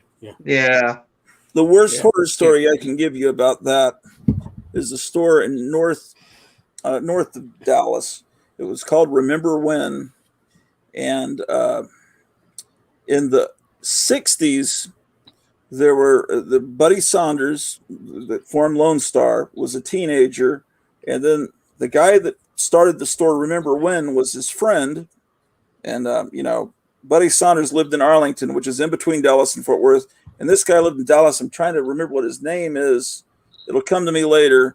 And then someone else. There's books about comic fandom in the early days of comic fandom, but they put out a fanzine comic book called, I think it was called Star Studded Comics or something like close to Lone Star Comics with a big star because it was made in Texas, and they made their own superheroes.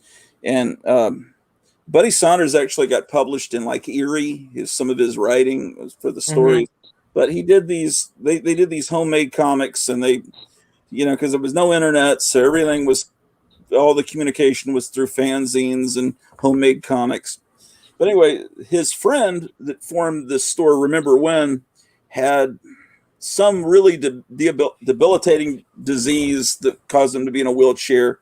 He was a real small guy, muscular dystrophy, something.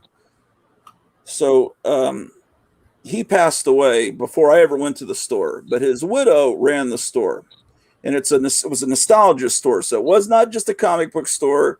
It had movie posters and pulps and all kinds of, I think he put out a magazine called Remember When. If you ever see a magazine called Remember When, he must have been a great guy. He was into cereals and everything, but his wife looked exactly like Aunt Bee and had a white beehive and had the high-pitched voice, and you'd go in and she'd be singing the themes, the music from Cats or Phantom of the Opera in her high-pitched school librarian voice. And it's it's like so annoying looking through. Nothing was priced. You'd have to go up there and have it priced. And you'd find these great monster magazines or the Monster Times from the 70s. And then you take it up, and one of her underling women, because she hired only women, and they would analyze this, and they'd flip through and says, "This has Star Trek in it," to the main lady. And it's like no Star Trek fan is buying the Monster Times because of like 2 pages about Star Trek. And it's not even on the cover, but they want to point out because Monster Times did cover Star Trek extensively, but they say they have to raise the price. And it's like, oh my God, they had to open it. It was just an endurance. They were horribly merciless with their pricing. That's funny. After you endured having to listen to their high-pitched voices and squealing. But that's the place where I got my spinner rack, authentic spinner rack, for like $20. Because they put on New Comic Book Day, they put the new comics in a 70s spinner rack. And then I guess they realized that's probably not good for collectors, so they just got rid of it. And this is in the mid-90s. And I remember trying to stuff it into my car. And I think Joe Riley bought the other one. There's one at Duncanville Books. I don't know where they got there. Probably they had it all along because Duncanville Books has been open since I think late 60s. But their rack, what they do is they put those $1 True Believer books that Marvel does that reprint. Yeah. So they kind of look right in the spinner rack.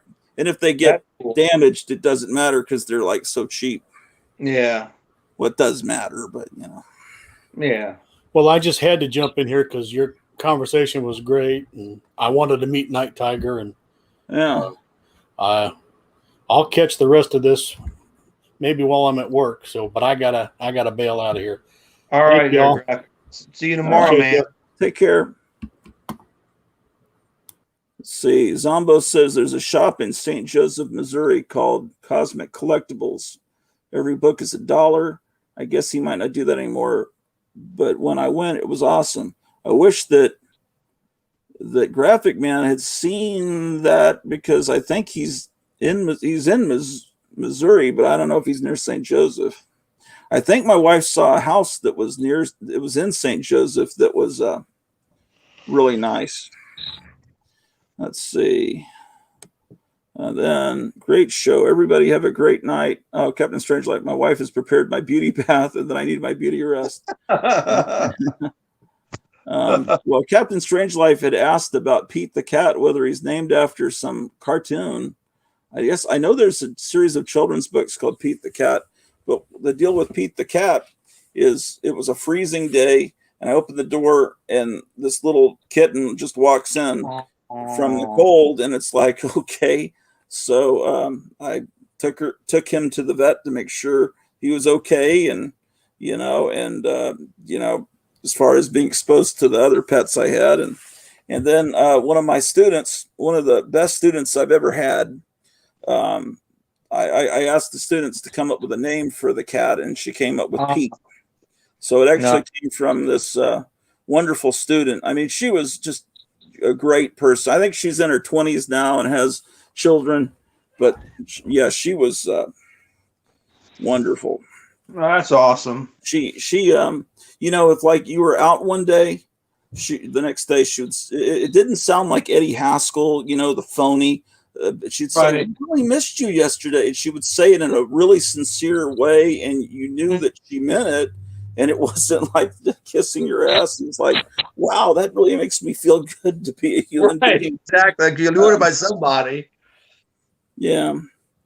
So, yeah, I don't have much Golden Age comics. I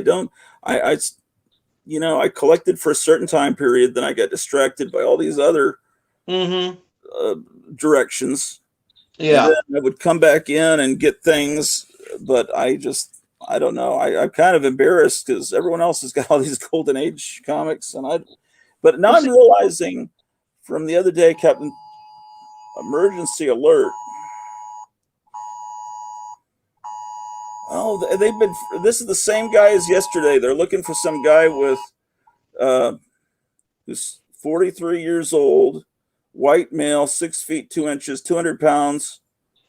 I wish I was 200 pounds. Bald head with a beard, last seen wearing a baseball cap with camo bandana, green shirt, vest shorts, and black sunglasses. Blue alert. Yeah, they've been looking for this guy for 2 days, and I need to turn this alert off. Like, how am I supposed to catch this guy? What did he even do? They don't tell you what he did. I know, really. I'm used to the Amber Alerts, but not like the criminal alerts. This must be like, feel like I'm in an EC comic, the guy with an axe.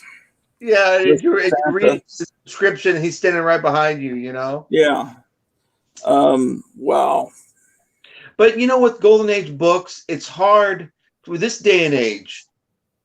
I don't have a lot of Golden Age either. I probably have less than 100. But the availability of reprints is so overwhelming. Why do I want to pay $300 when I can have the reprint in a hardcover collection? You know what I mean? Yeah. The only thing about having the original comic is having the advertisements. Agreed. And the real feeling that you're touching history. Yeah. And sometimes those reprints, they redo the color to make it prettier. Or I think in some case, in the early days when they were reprinting the DC stuff, I think they were completely retracing every panel, and they're leaving out details. They were like getting people in some other country, probably paying them peanuts to retrace every panel in the lettering too, so that they would have the black and white original art. They were trying to create new original art. Because if you reprint directly from the printed page, a lot of times the colors were off. And didn't match where the person was. The skin would stick out this much over past the black line, and but it looked bad. It's like Yeah.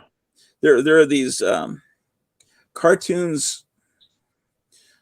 Oh, this is a whole little niche that I got into a few years ago that I found was fascinating. The old black and white cartoons. Mm-hmm. Betty Boop. Popeye.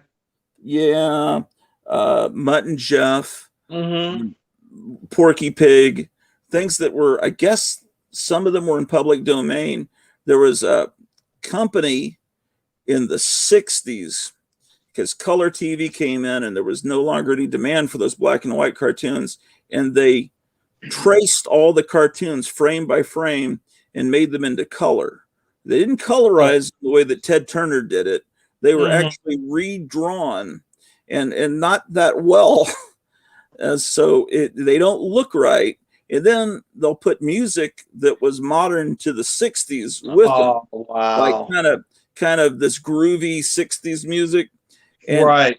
And it sounds terrible, but the original as long as the original cartoons are available in black and white, these redrawn ones are fascinating and really actually a lot of fun in a weird way, because the music's they're a whole different experience. So they're all on YouTube. They're like I forget what. I'll find them and I'll put a link somewhere. But I mean, they're the old Merry Melodies, right? Yeah, but when they replaced them, they weren't right. Yeah, right. And you said that they actually use 60s music, modern music for these things. Some of it, yeah. It's like and it's really cool 60s music. It's like I'm looking at some of these comments, and Captain Strangelove says, "Now I know the origin of the real Pete the Cat." Yeah, but the thing is, there were movies in the early days. There were movies that didn't come out on VHS, and I really wanted these movies in the 80s, probably 80s. And I saw there was a Mamie Van Doren movie on television on a Saturday afternoon. It's like I was ready to videotape it because I was really into recording all these 50s juvenile delinquent movies. I went through a phase where I wanted them all, and it was a Mamie Van Doren movie and all that. And I really thought she was great. She's a real liberal, though. Really? So, yeah, I was her Facebook friend, and it was like nothing but anti-Trump stuff. And I thought, man, what if Mamie Van Doren unfriended me? That would destroy. And I had other friends that were famous, like one of the guys from the Firesign Theater. And it's not like they were my friend that I talked to, but they were Facebook friends. And I thought, what if I go and see that they banned me or blocked me because I put something like, I like Trump, and then I would be crushed. And then every time I watch a Mamie Van Doren movie or listen to a Firesign Theater record. So I just defriended them because I didn't want them to do it to me. And they'll never notice they lost one fan. But anyway, this movie was listed, and I start recording, and there's people talking over the whole movie. And it's that Mystery Science Theater. Yeah. But, and I was really pissed. Later, I realized, okay, they can be funny. And as long as you have accessibility to the original, right? I guess it's okay to have that version where they talk over it. But there was no way to get that original Mamie Van Doren movie. It's trading, with someone and another. So that pissed me off. But then later, when they came in on DVD, I guess on one side of the DVD, they'd let you see the real movie, and the other side, they'd have people talking over it, blocking the screen. Yeah. So that was something that really annoyed me. It's funny when you talk about those movies, that the accessibility, looking at old fanzines and stuff, where people would rent you the reel-to-reel movies for like $150. Yeah, and movies we can get now that's really available for pennies on the dollar. These fanzines would have movies in there like the movies you're talking about, but they'd be on reel-to-reel, and you had to have a reel-to-reel player and everything else to play these films. and you have to return them in to get your deposits back. That's how comic conventions did it back in the 60s and 70s and stuff. Yeah. So it was just things were really hard to find back then, and now everything's just at everyone's fingertips on YouTube, and people are spoiled. Yeah. But sometimes, no, go ahead. Sometimes you go back to find something is on YouTube, and it's just gone. And that's I was going to say that get it when you can, because there's only so much room. And they're going to allow things on there for so much time before the viewership goes down or something, and they're just going to get rid of it. Yeah. Does YouTube get rid of stuff? I know there's videos that are not there that I used to look at that are some of the rockabilly stuff that they're either they renamed it or they combined it with something else, because I can't find someone could have just taken their channel down. Yeah, that's true too. Let's see. I found Time Rider free on YouTube, says Zombo. Ah, cool. Yeah, I don't remember Time Rider. There were a lot of those movies that came out after the Road Warrior that were post-apocalyptic barbarian type movies that could be filmed really cheaply in the desert. Yeah. Yeah. But I'm a sucker for any time travel movie. I'm a sucker for it. Any type of storyline, pulp, radio show, love time travel type of story. So I'm a sucker for it. What was that movie? There was a fantastic movie that I saw. It was a Tom Cruise movie, believe it or not.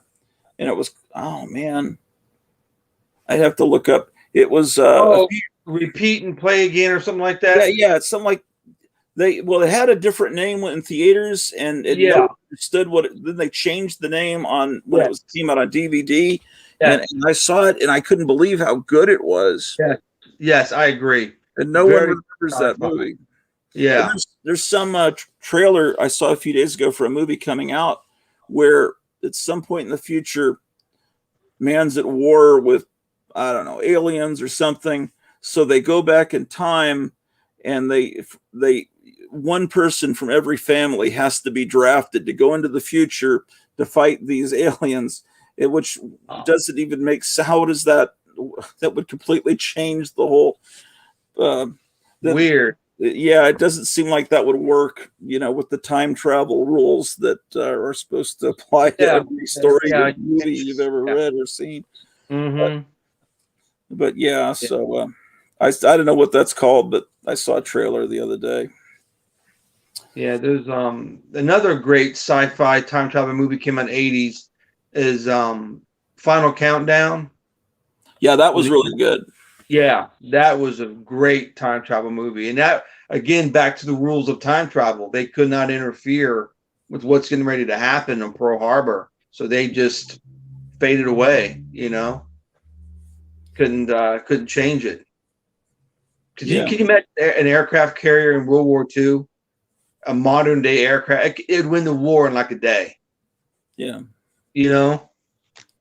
Yeah, that was a great movie. And I remember seeing that at a movie theater that I stopped at a carnival on the way home yesterday or 2 days ago or whenever it was. Like a video. There was a spot where the movie theater where I saw the Final Countdown. Yeah, that's just a parking lot now. How does it feel because you're in your area that you basically grew up in. I moved away. I'm like 70 miles away from where I used to hang out as a teenager throughout my junior high and high school. I came from Indiana. I came here in the winter of 77 into 78. Came to Maryland. But you in your area, you drive around and you said this used to be a theater. How do you feel about that? That things are gone? You got to be feeling pretty melancholy about it. But I don't really have that much love for this area. Ironically, I've been here since 6th grade, but to me, it was earlier on that bigger impressions were made on me, like third and fourth grade when I lived in San Antonio. So I have more of a fondness. That's where I was born too. I have more of a fondness for that area, and even for. I know it's nothing like what it was when I was there, but Hampton, Virginia, when I was in second grade, and there was a bookstore that had such a great selection of things. And the set, but that's all I know is that one bookstore and a 7-Eleven I walked to down the street, and there was I didn't know that was my world. And the elementary school was like 2 houses down, and I had no idea until a few years ago when I looked at an overhead view of where that townhouse was we were living in, that we were about a football field or two away from the ocean. Yeah, that's what you had said. I remember you saying that. I didn't know that. I never had any clue. Yeah, so I don't have any, I just kind of and Dallas. I hate Dallas. Yeah. I was mugged over there.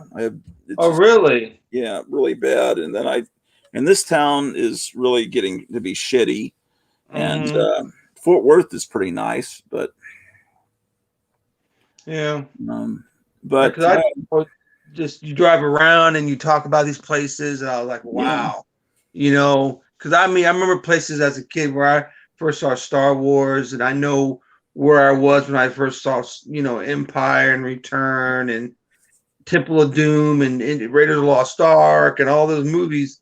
Some of them are still there, some of them are gone, but I feel sad sometimes because they're no longer there, because they want to tear down something and make something like they think's better, and it's not. Usually it's a parking lot, or it's condos, or it's just want to make a shopping center better.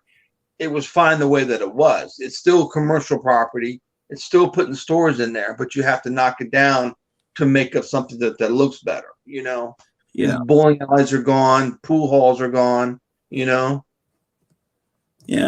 Well, they gutted the downtown of Arlington in the 60s and got rid of all what looked like a traditional downtown. And now they're trying to build buildings there that look like old buildings to try to create the feel that you have an old downtown. But they didn't feel like those buildings were that cool in the 60s because, they weren't that old then. To them, they were just unsightly, I guess. Right. Understood.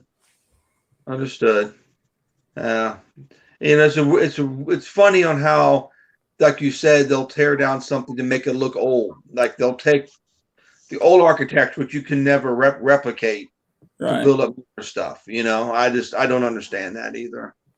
Yeah. Let's see. In a perfect world, every movie would be available free with ads. Good evening, gentlemen. Oh, Eric. Eric's everywhere. He's kind of like God. Not to be disrespectful, but Eric, whenever I turn on the TV, he's on somewhere. And let's see, what is this? Oh, Pave Paradise, put up a parking lot. Yes. Oh, yes. And Zombo says, that is how it feels for me seeing St. Joseph. They turn most things for quick bucks, it seems like. Yeah. If anyone else wants to come in the stream, here's the link in the chat. Because apparently I can have 10 people now. I haven't tested it. We've only had as much. You're moving up on your live streams, man. You just discovered it, and you hit the pavement running. Well, it was terrible at first, and then I don't know how it looks like now. I still want to do the regular ones because then I can have music in the background. If I try to play music with these live streams with the microphone, which is somewhere on the base of this laptop, it's not good enough. I've got to get a better microphone, but and probably a better camera to really do this right. Here's this book I was telling you about. You'd be very interested in it. I think I have that. I think I was given that as a birthday present a few years ago. Okay, cool. Does it show shows the rocket ship? It shows the cardboard rocket ship in it and everything? Yeah. Looks like this on the inside. Yeah, I have that. Okay, and it glows in the dark, the cover. Because it's so hard to find like $80 on Amazon used. Believe it or not. That much? Yep. Oh, the Yep. person that gave it for it to me did not pay that much, I'm sure. No, I didn't pay that much either. But now this is out of print. Everybody wants double, triple the cover price, as you know how things go. Yeah. Yeah. Wow. But it's got all the ads in there that you like so much, and the actual item, which I think is kind of cool. Yeah. Yeah. You took the time to find the item. So you're into movie serials too? Oh yeah. Yeah. Yeah. Commander Cody. Of course, Gene Autry's his first starring role was a serial. Yeah. And I really, it's kind of hokey, but I like it. You know, it's a sci-fi Western movie. But yeah, Captain Midnight, the Batman serial. I got the Batman serials on DVD. Yeah. I think that's the coolest Batman. I love that serial. There was two, right? Two Batman serials. I think the second one's my favorite. And I love the costume. I thought it was very cool. Thought they did a great job with that. The first one's with the Asian villain, I think. Yeah. Yeah. Because they censor that, I think, because there's like a dark carnival, like a carnival dark ride, I think, at the beginning of that, where they show like you go through like a tunnel of love, and it shows the evils of the Japanese Empire, I think. Yeah. I think they probably cut that now on the release prints. And then they hit the secret panel, and the rising sun's there, and you hear the gong, and the rising sun's there, and you know all that kind of propaganda stuff is in that. But I think the way the costume looked and how he came in through the window all the time and jumped around, the fights were awesome because it's a Republic serial, right? Republic did it. I think it was Columbia. Columbia, okay. I know Republic had some of the best stunts. Yeah, and stuntmen around was Republic. Yeah, Republic. Yeah, is the best. And they had those great. The effects were so great. Oh yeah, people were flying. Yep. Yeah, and the what was the other one that Republic did comic book wise? What they did Captain Marvel, right? Or was that Paramount? I think it must have been Republic. Because that was really good too. I mean, Flash Gordon was Universal. Yes. Yeah. Those are top notch. Yeah, they really were. So yeah, I mean, I feel kind of I can't really relate with a lot of the more, to me, like Venom and Carnage are recent things. They aren't recent, but to me, it's like I can't. I feel like I've been left out. But then I'll flip through the books, and it's like, well, I don't know. I liked that one. I liked the time period that I was collecting, and I kind of stick to that. I mean, I hate to be a stick in the mud about it, but no, I agree with you. There's nothing that I can relate to in the newer comic book genre for the most part. Now, there's comic books that I still buy and read, horror, from other companies and stuff. But the Venoms, the Carnage, the variant covers, I feel like I'm left in the dust. I don't know anything about that. But I don't feel like I'm left out because I have conversations with you, Night Tiger, everybody else, Graphic Man, and people who I deal with at the comic book conventions that we like the same books. And I can interject and talk about these books, and they understand where I'm coming from. And it's a mutual thing. They've got the modern books up on the wall. That's what pays the rent. But for the most part, any dealer that's worth their credit knows about the books we talk about, you know? And so I feel good knowing I can go to these people, folks on YouTube, folks on Instagram, and discuss this type of stuff. Yeah. So I feel happy, you know, I'm happy and content with what I collect. You know, I don't care about the newer stuff. I'm glad I could go to my box and pick out a Bronze Age book and read it. I don't care about Venom. I don't care about Carnage. I don't care about whatever character they're trying to push on somebody that they think's new or innovative, and it's not. I don't. Bless you. Thank you. Doesn't do anything for me. I feel exactly with what you're saying. Yeah, Zombo says, "Did you ever try Untold Tales of Spider-Man, Gra 2?" And I might. Yes, they're good. That's a good book. I'm not sure if I have. I have. I would. What attracted me was like when a creator would come along that had a unique style or an old-fashioned style. Like I liked when Mike Allred was working on, what was it, X-Force. I thought that was pretty insane. Yeah. And then I liked, when Alex Ross came along, and I liked the New Frontier and all these. Let's see. God Tank says, I'm 47 years old and only started reading comics 2 years ago. So the only X-Men I know is the Hickman run, Powers of X, and House of X. See, I don't know much about that. I don't either. See, to me, the X-Men, when I was in elementary school, was this comic book that nobody read. It was like like when the Mego put out their toys, they never did any X-Men. And then in 5th grade, this friend of mine said, "You got to get these new X-Men comics." And I was saying, and I should have listened to them because they were the first ones coming out then. But then about a year later, I started buying them, and they were really good. And I kept buying them for a while into the mid 80s. And then there was an explosion of so many different X-Men comics. And I don't know. I liked the X-Men cartoon in the 90s, but in retrospect, I should have realized there were characters that you don't remember, like Gambit. And then as I'm going through these boxes and boxes of comics, I realized, oh, here's the first appearance of Gambit. Here's the first appearance of Jubilee, these characters that are on the cartoon. But it was after I stopped reading the comic and I looked at it and said, well, this is probably why I wasn't buying them. The art's not that great, but it's introducing a character that's kind of cool. Right. And, this is probably interesting and everything. And I see, okay, well, here's like these comics that seem to be worthless.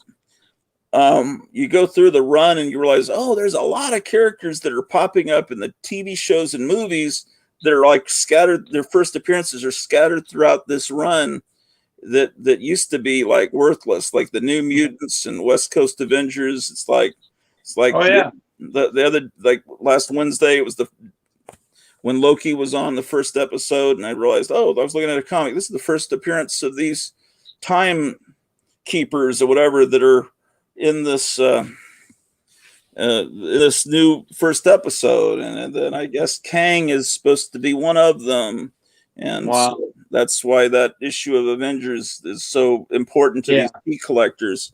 Let's see what else people are saying. Now I'm reading all the independent comics, like Something is Killing the Children is awesome by James Tinian. I keep hearing about that comic being great. Yeah. God Tank, check out. Oh, I guess he's saying, hey, God Tank, check out Giant Size X-Men #1 and go through the Claremont run.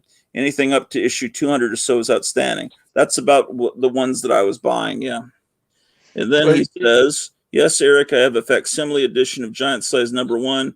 It's awesome. It actually got better, believe it or not. It got better as it went along. It really was good.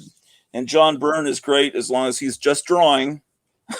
Yeah. They let him write, that he starts doing things that upset me. And I was turned off by Johnny Storm dating the Thing's girlfriend. And then we were on some live stream the other day, and they said, well, it turns out that the Thing's girlfriend turned out to be a clone or something. So he wasn't really dating the Thing. But yeah, he thought it was the Thing's girlfriend. So that's still not good. No, they're no longer kind of like brothers. That's not a good character development. And having Fishbowl, Flock of Seagulls hairdo when he's a hot rodder is not a smart thing to do. And then this, I I was told today that the Hulk was turned into a cannibal in the Ultimate comics. I knew they had him like as a rapist in those the Ultimates. The Oh Avengers. yeah, it's horrible. Yeah. That, and then I hear, Gwen Stacy was impregnated by Norman Osborn. It's like, what the frick? Are you kidding me? What are they doing? I don't acknowledge any of that, just like I don't acknowledge these Disney Star Wars movies. So yeah. And I'll see great covers, and then I was going through some Spider-Man comics that I own today that were around the time of 9/11. They had really nice covers. It was Amazing Spider-Man. It seemed like it was a pretty good run right around there, and they seemed to be a little bit more expensive. And then at a certain point, then the comics dropped to $2 each. So it must be, you can tell when a writer or artist changes, and all of a sudden on mycomicshop.com, it's like $10, very fine condition. Then the next issue, $2, very fine condition. So wow, you can tell something bad happened to that comic. But the thing is, though, is that when you were growing up and you were reading a comic, you appreciated what came before. You knew about it, you appreciated it, and it was something that you cherished. Unlike now, where they just dump on everything what came before, and the past doesn't matter to anybody. Which is a big difference from when you and I were reading and collecting comics. Yeah, Eric, you're always welcome to come on if you want, but I know you do a million streams. The first goal, I realized the first Silver Age comic I ever owned was an X-Men comic that I got in a trade, like in maybe 4th grade. Mm-hmm. It was the Kazar Neil Adams cover. I don't know which one it was, but it's still technically Silver Age. Yeah. And that was really cool to have that. And then the next Silver Age, well, I guess I technically got some Silver Age comics off the rack when I was a kid, but they weren't like superhero. But then I think the next ones I got were like Peter the Little Pest, and also another trade. and even though they were probably about 1970, 71, I consider the Silver Age to go until when to me the Bronze Age started when they went to 20 cents. Okay. And then the stripe goes, that's just how I do it. And then the stripe goes across the top instead of the corner box. So I separated my Silver Age and back from my Bronze Age and up. And now I'm realizing what Captain Strangelove said the other day, maybe I should have them by company. But I don't know if I'm going to be able to separate Marvel and DC, but I could go through and extract Charlton or some other companies, and then that would free up space in the boxes, so I don't have to keep moving a chunk out of one box to another one, then take the back of that box and move it to the next one. Right. So the only thing I have separate is Charlton. Everything else is by just title. I don't have them by company. Like I've got all my Novas together, all my Iron Man are together, all of my DC Comics Presents, all my Strange Tales. But Charlton, all into itself. Yeah, and I think Atlas Seaboard would look cool in all in one box. Seaboard, yeah, I do have that in one clump. I do have my Atlas Seaboard in one clump because there's only 70 issues or something altogether. That sounds about right. Yeah. Something like that. Yeah. I did score. I did get Vicky, the hardest of the Atlas to find. The Vicky, the 4-issue run of Vicky. I was able to get all 4 issues. Pretty happy about that. Yeah. I've never seen that anywhere. So you're into rockabilly and how did you first discover rockabilly? Well, like I told you earlier, I'm into older music. Right. 12 from the 20s, 30s, and 40s. And then when I was in junior high, I first heard Eddie Cochran for the first time. And I was like, wow, this is good stuff. And then I heard the term rockabilly. then I started just finding more people. Obviously, you know, early Elvis was rockabilly. Loved Scotty Moore. Yeah. You know, that's the given. But then I wanted the deep down, the not so known people. You know, Right. But Eddie Conker's my guy. At first, I was like, oh my God, this is so cool. And then I started discovering other stuff. You know, almost like honky tonk and that honky tonk rockabilly, where it's on that, you're like on a teeter with that. You know what I mean? Mhm. And then I just started just finding albums. There's a company when I got much older. There's a company in Germany called Bear Family. I don't know if you've ever heard of it or not. Oh, sure. Yeah. Yeah, I get all my stuff from Bear Family, compilations. You know how they do it. I mean, they don't just put one or two songs. They do outtakes. They do everything by that artist that's available, and that's what I love. And that's when I first heard about Glenn was through Bear Family, and I've heard he was still alive. So I wrote to him, said, "Hey, send you something," and I sent him my Bear Family CDs. He signed the inside of it for me and everything. It's awesome. I used to think when I was that Glenn, you know, at the end of Star Trek and a lot of '60s shows, it would say "Sound by Glenn Glenn." I thought it was the same guy. Yeah.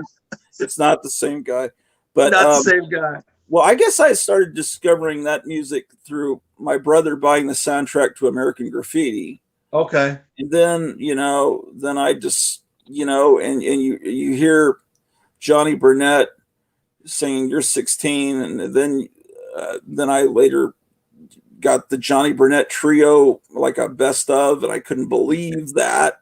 And then Bear Family, I think, put out the complete works of Janice Martin, and I thought that was fantastic. Oh, Janice Martin, yeah, she's called the Female Elvis. Female Elvis, yeah. And then I'm just saying that. I know you know that. I'm just saying it for people. Yeah, and then it just like this good friend of mine, his wife who passed away a few years ago, she had a unparalleled collection of rockabilly 45s, and she had a radio show where she'd play it every Wednesday night.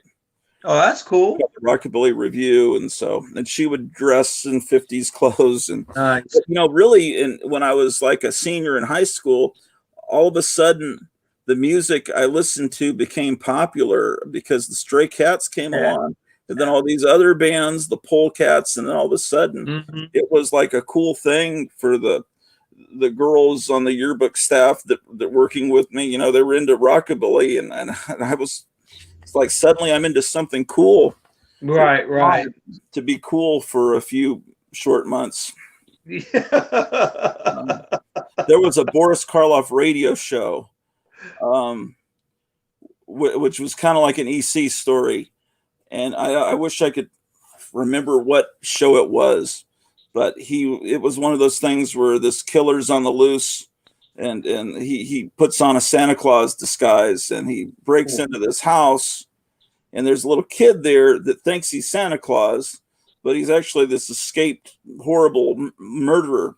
And so he has to like pretend to be Santa Claus so he can stay hidden in this house from the police, and he can't like do something bad because the old screams would be heard. So he has to be nice to this kid, and then finally, you know, the police come and get him, and they're taking him away, and he goes, "It was nice to be human again, if only for a little while." It's just such a great thing. I wish I had that on a tape. Some record I recorded from the library. It might have been Suspense. I mean, I could probably do a Google search or a DuckDuckGo search, since Google is evil, and find out pretty quickly, because how many radio episodes did Boris Karloff do? Probably not more than 100, and then you can track it down easily. I'm sure nowadays anything's easy. Yeah, that's true. Yeah. The rockabilly is just everything I love. I mean, you get an upright bass, you need a Gretsch guitar, and a small drum kit, and you got the sound. And there's a lot of groups, particularly mid to late 50s, that are they're tremendous, and as you know, are long gone. No one knows about. You know, Yeah. like Glenn. No one knows about Glenn, but he was phenomenal. You know. Yeah. So, yeah, it's just so I got distracted getting into collecting music and movie posters, Mm-hmm. Late 80s, and I was always looking for old comics, and then all kinds of things. Then I was collecting these old Spook Show posters for a while while I could afford them. And there was one I've always wanted. I noticed that what's Charlton's 66 Wild Range Yiddy name?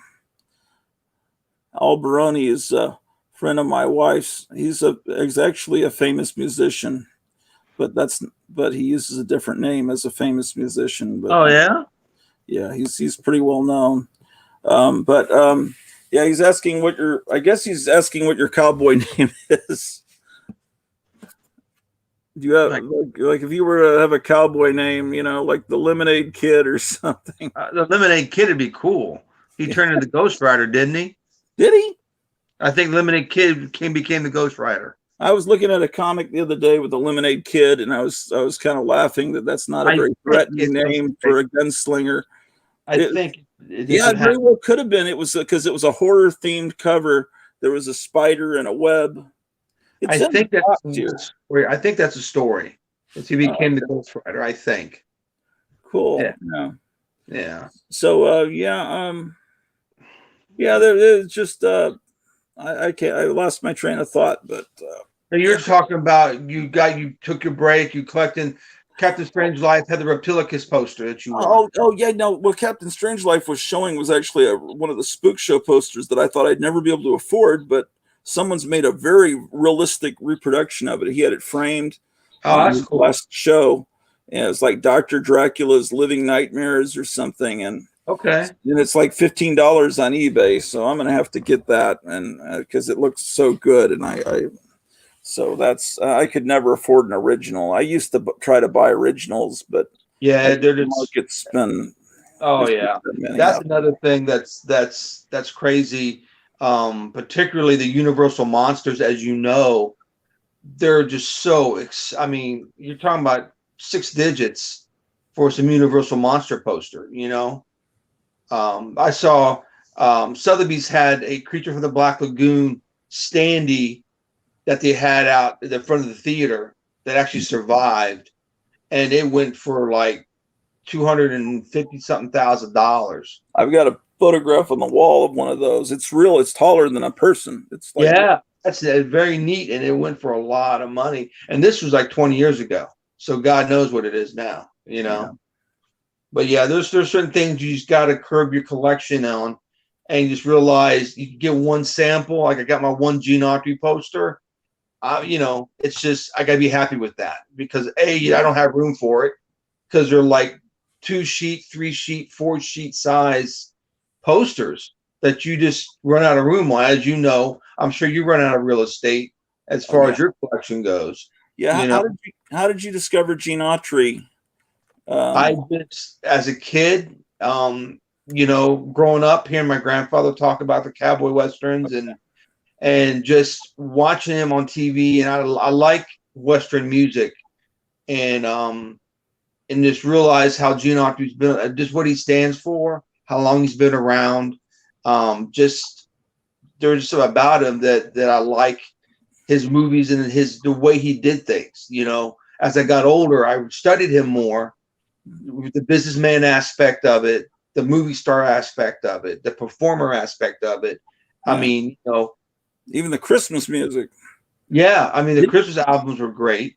Didn't he record a great version of Oklahoma Hills? Or am I mistaken? He's great. I love his. I mean, it's like I've been to the museum in Los Angeles, the Gene Autry Museum of Western Heritage. Phenomenal place. I couldn't believe how great that place was. Is Trigger really stuffed there? Trigger's not there. That was when Roy Rogers had his museum in Branson. Oh, that was Roy Rogers that did that. Yeah, Champion was Gene Autry's voice. Champion. Okay. And you know the song Tequila? Yeah. By the Champs, right? You know that song for sure. Of course. Well, that was a studio musicians. I don't know if you know this or not, but they call themselves the Champs because they didn't have a name, and Gene Autry owned the recording studio. So they said, let's just call ourselves the Champs off of Gene Autry's Champion, and that's why the Champs were invented. That is so cool to know the backstories about things. Yeah, only because so many twisted stories that you find out when you know people that know people, like Blondie, the band. Deborah Harry. Yeah, people assume, oh well, she's got dyed blonde hair, so it must be named after the comic strip. And then you find out from someone that knew Johnny Ramone and people that knew that group of people that an old friend of mine was friends with Johnny Ramone. It's like Johnny Ramone was like this World War II collector, and he was talking, about Hitler's dog named Blondie, and Deborah Harry thought that was a cool name, so they're named after Hitler's dog. Wow. And because he was so much a World War II collector and always talking about this stuff, his bandmates and the Ramones just kind of called Johnny Ramone a Nazi. And so at one point, Joey Ramone's girlfriend was stolen by Johnny Ramone. So the Ramones song, "The KKK Took My Baby Away," is about Johnny Ramone stealing his girlfriend. Wow. Okay. KKK. Understood. It's like, why are they saying that's a weird song? Why are they saying KKK stealing your girlfriend? And he's singing about this guy in his band. So wow. I don't know. I don't know if you have a bedtime or not. I know you're retired like I am, and I don't have to be at work till midnight till noon tomorrow. But I don't want to keep you away. I'm not want to be a. Because I'm fine right now. I probably gotta go another half hour or so. I'm good. Okay. Yeah, just don't feel afraid to let me know. Oh no, not at all. When I was a little kid, and someone would come over and visit when we were living in Germany, I didn't want them to leave. And I remember one time I was blocking the door. This little girl was visiting me, and I was trying to keep her from leaving. That's just I remember insanity like that. There's something wrong with me. My whole life, I realized. I picked this up not too long ago. Oh, yeah. Yeah, it's got really cool, like a book inside. Well, I went one page. There was a book. Yeah. Well, he just seemed like a great guy, and that was horrible what happened to him. Oh, yeah. Oh, yeah. Yep. But yeah, I picked this up not too long ago. It's pretty expensive. The 2-record set. It's for it's Legendary Master Series. Eddie Cochran. And because I like the Gretsch guitar. That's my favorite instrument. If I knew how to play an instrument, it'd be the Gretsch. So I'm a big Chet Atkins fan. And this is a great cover. Teensville. Yeah. Isn't that great? Sure. So yeah, but yeah, it's I love rockabilly, man. It's I got so much stuff from Bear Family that I go nuts with them, man. Every little thing I can find, honky tonk to rockabilly, I'm all over it. Yeah. Let's see. Zombo says, indeed, very enjoyable. My wife called, and I think she knows my attention was divided like 70-30. Boy, we're getting people in trouble. I know. Let's see here.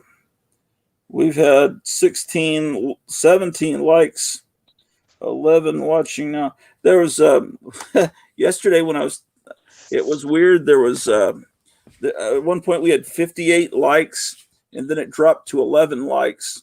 Because how did that happen? Well, Graphic Man sent me a text, and he says, I think you're being someone is like changing their identity and sending, put in the chat room and I was clicking on everything. I didn't. Some of the names in the chat room were like insane, kind of dirty names. I didn't mind. Yeah. You could tell they were listening to the show and enjoying it. But I guess all these fake accounts must have been liking it, and then YouTube must have realized that this is all coming from the same IP address, and then they must have made it honest, I guess. But yeah, some of them were like pretty dirty names. But I just thought, I didn't Hey, each their own. If they like it, they're here hanging out. That's cool, So, one of the things, when you had showed one of your radio show albums, well, not too long ago,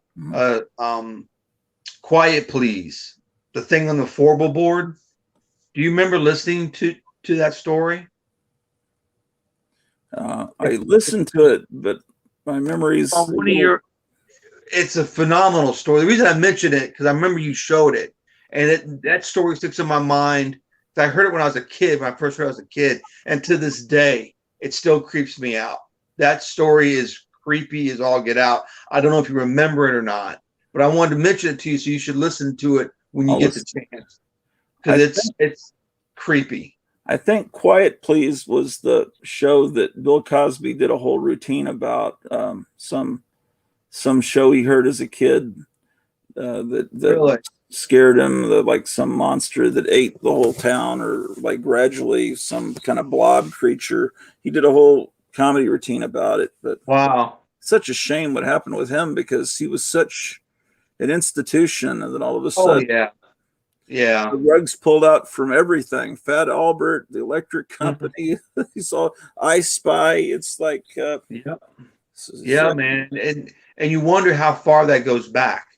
And my wife and I will watch I Spy, and she'll go, "Do you think he was like that back then?" She'll mention that. Well, and I wonder. And I you still wonder, was he framed because he was saying very politically incorrect things, right? That people didn't like. But I know he used to hang out at the Playboy Mansion all the time, so I know he was, at least kind of like that. But Hefner was never accused of all those crimes. He never went to prison, so maybe he took it a few steps farther. Well, shame. Shame about Will Spector too.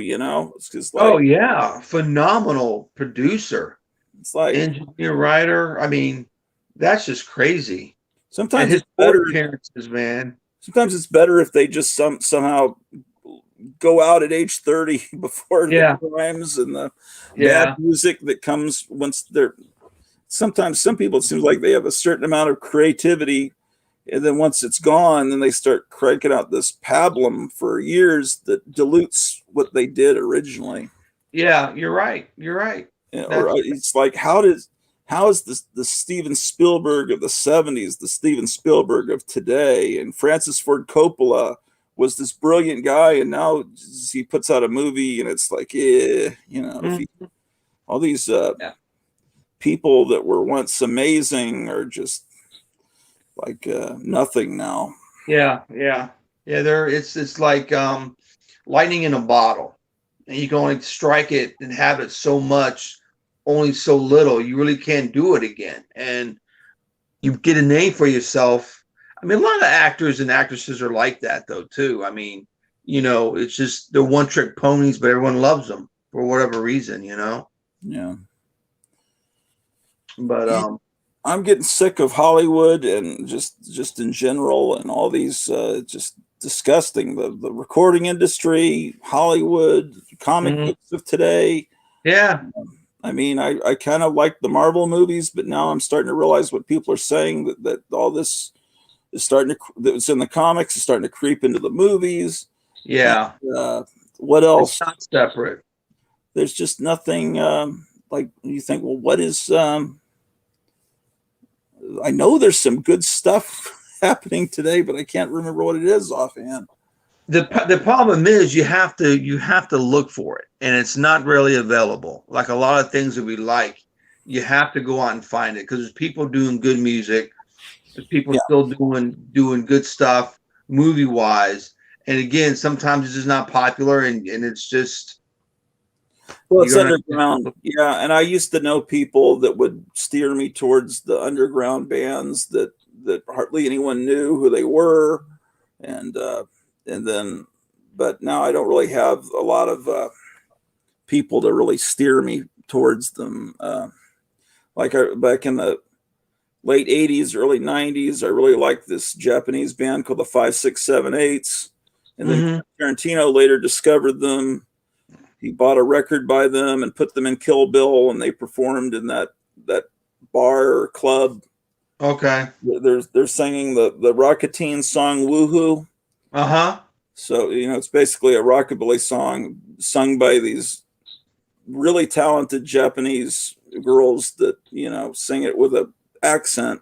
Right. I met them when they played in Dallas. That was really cool. They didn't speak much English, but they're great. And I in the 80s, was early 80s. I don't know if it was late 70s. They were around in the late 70s, but I may not have discovered them then. I was really into a band called the Cramps that was rockabilly, garage rock kind of band. And they were really into all the same stuff that I'm into and you're into, comic books and movie posters.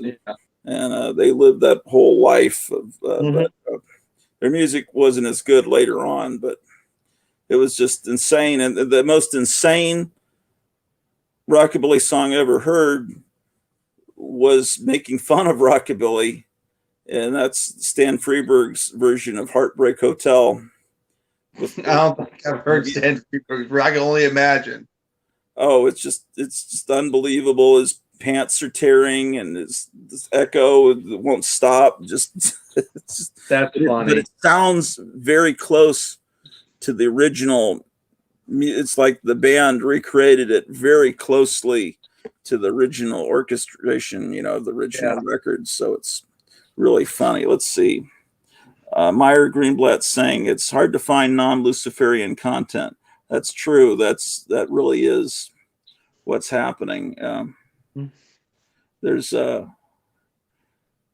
are people running things that really are into that.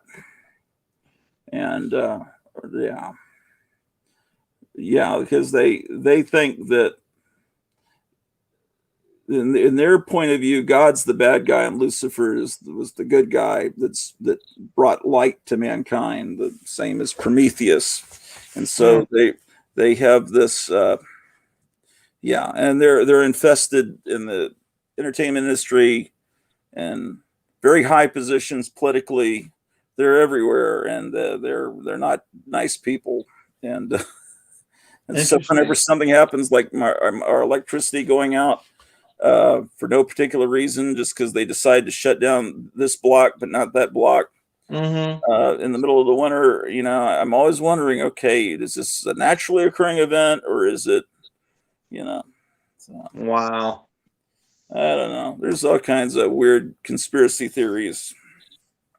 Yeah. I mean, no matter what you look at, there's always going to be something, a counterpoint to the main point. That's not very good. Yeah, but every show, it's like my wife and I would watch, would have something about Lucifer in it. We'd watch Supernatural, and Lucifer would be a character. And then we watched Sabrina the Teenage Witch. Lucifer would be a character in that. Then there was a show called Lucifer, where Lucifer is this kind of good guy rogue.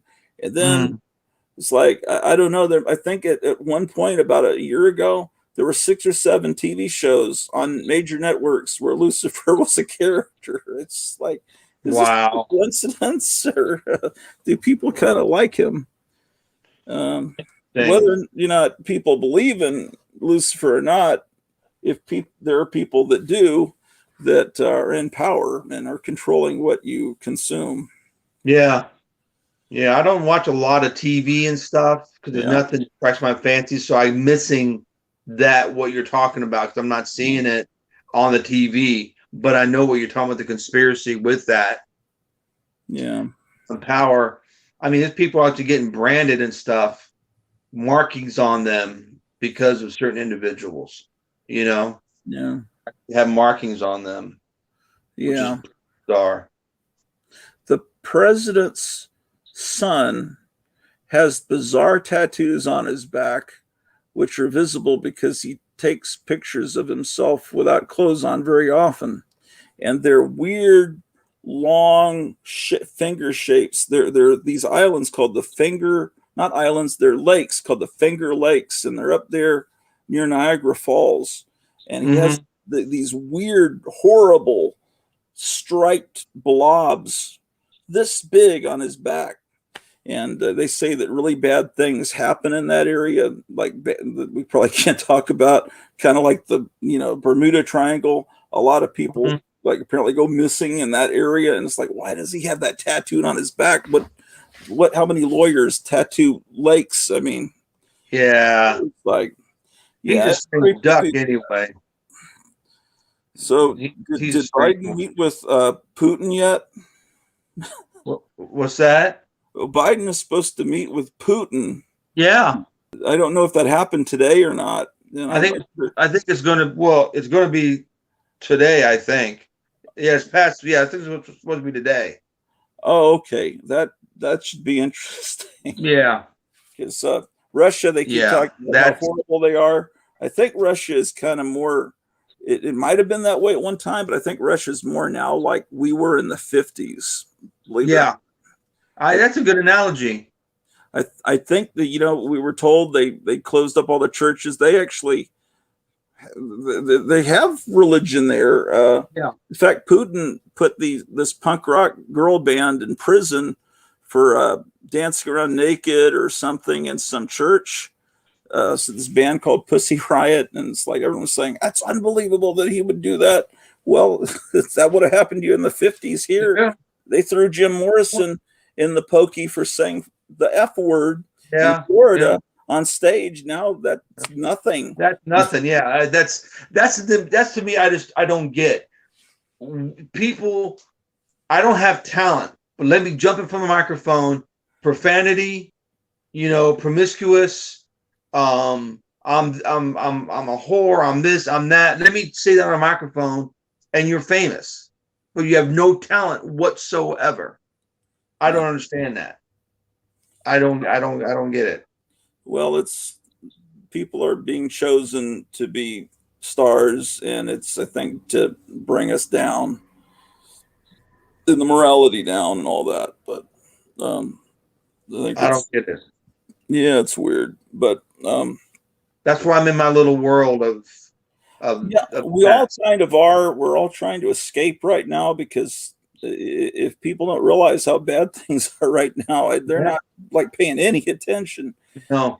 And they'll, if they're in their comic book world to buy new comics, they're going to realize these comics are going to go up unbelievably because we lived through the 70s where comics were 20 cents, and then they were 25 cents, then 30, then 35, then they were 40. And before long, they're $1.50. Yeah. And now they're $7, and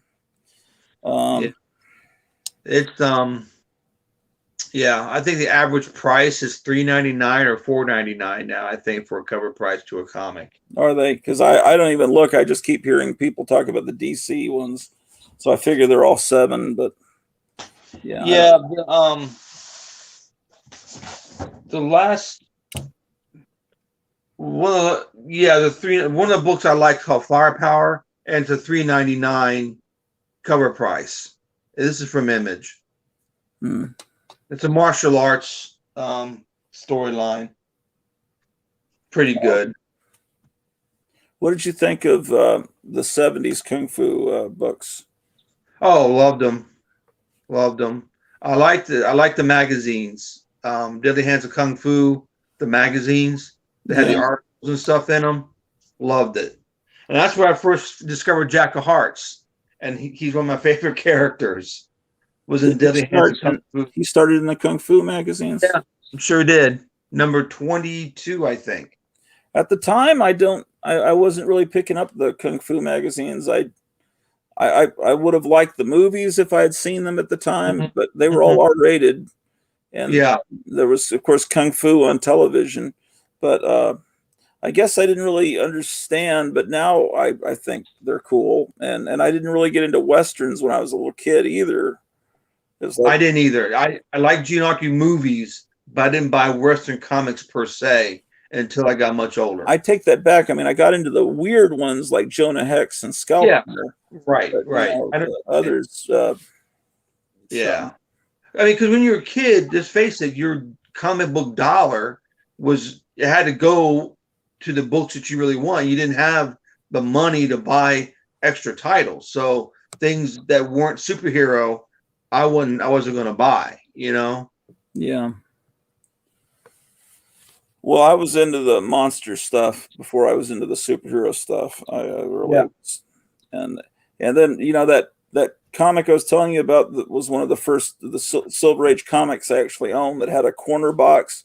Peter the Little Pest was reference of Dennis the Menace ripoffs from the 50s. I think they changed his name. I think his name was something, the Dexter the Demon or something, and they changed it to Peter the Little Pest. And from what I understand is that they've written it in that character was Peter Parker as a little kid, which is why they changed his name to Petey or Peter. And so part of the Spider-Man canon that Peter Parker was this horrible kid, you know, with parents tearing their hair out. Maybe they committed suicide, and that's why he was with Uncle May and Aunt Ben or something. I think they've written in that they were spies now or something. Yeah, they worked for S.H.I.E.L.D. or something. Yeah, that was not in the storylines when I was reading them, but yeah, that's funny. Yeah, and you know, I never read that many Spider-Man books. I read the treasuries and stuff, but I was never a Spider-Man guy. Or Superman. I just never. I love the 40s, the 30s, and the 40s Superman. Love that image, the style, and everything. But Spider-Man, when we were discovering in the mid 70s, was kind of depressing because every splash page, he was always mooning about Gwen Stacy and how she died and how he could have saved her, and it was just this guy that was in deep depression, and it was that, and it went on for years. But I love the books, but that it didn't have the joy that it had in the 60s for kids reading it with Ditko and Ramita. And then Superman, what got me really into Superman was my 5th grade teacher at a Superman family comic, and it had reprints of old 50s and 60s stories.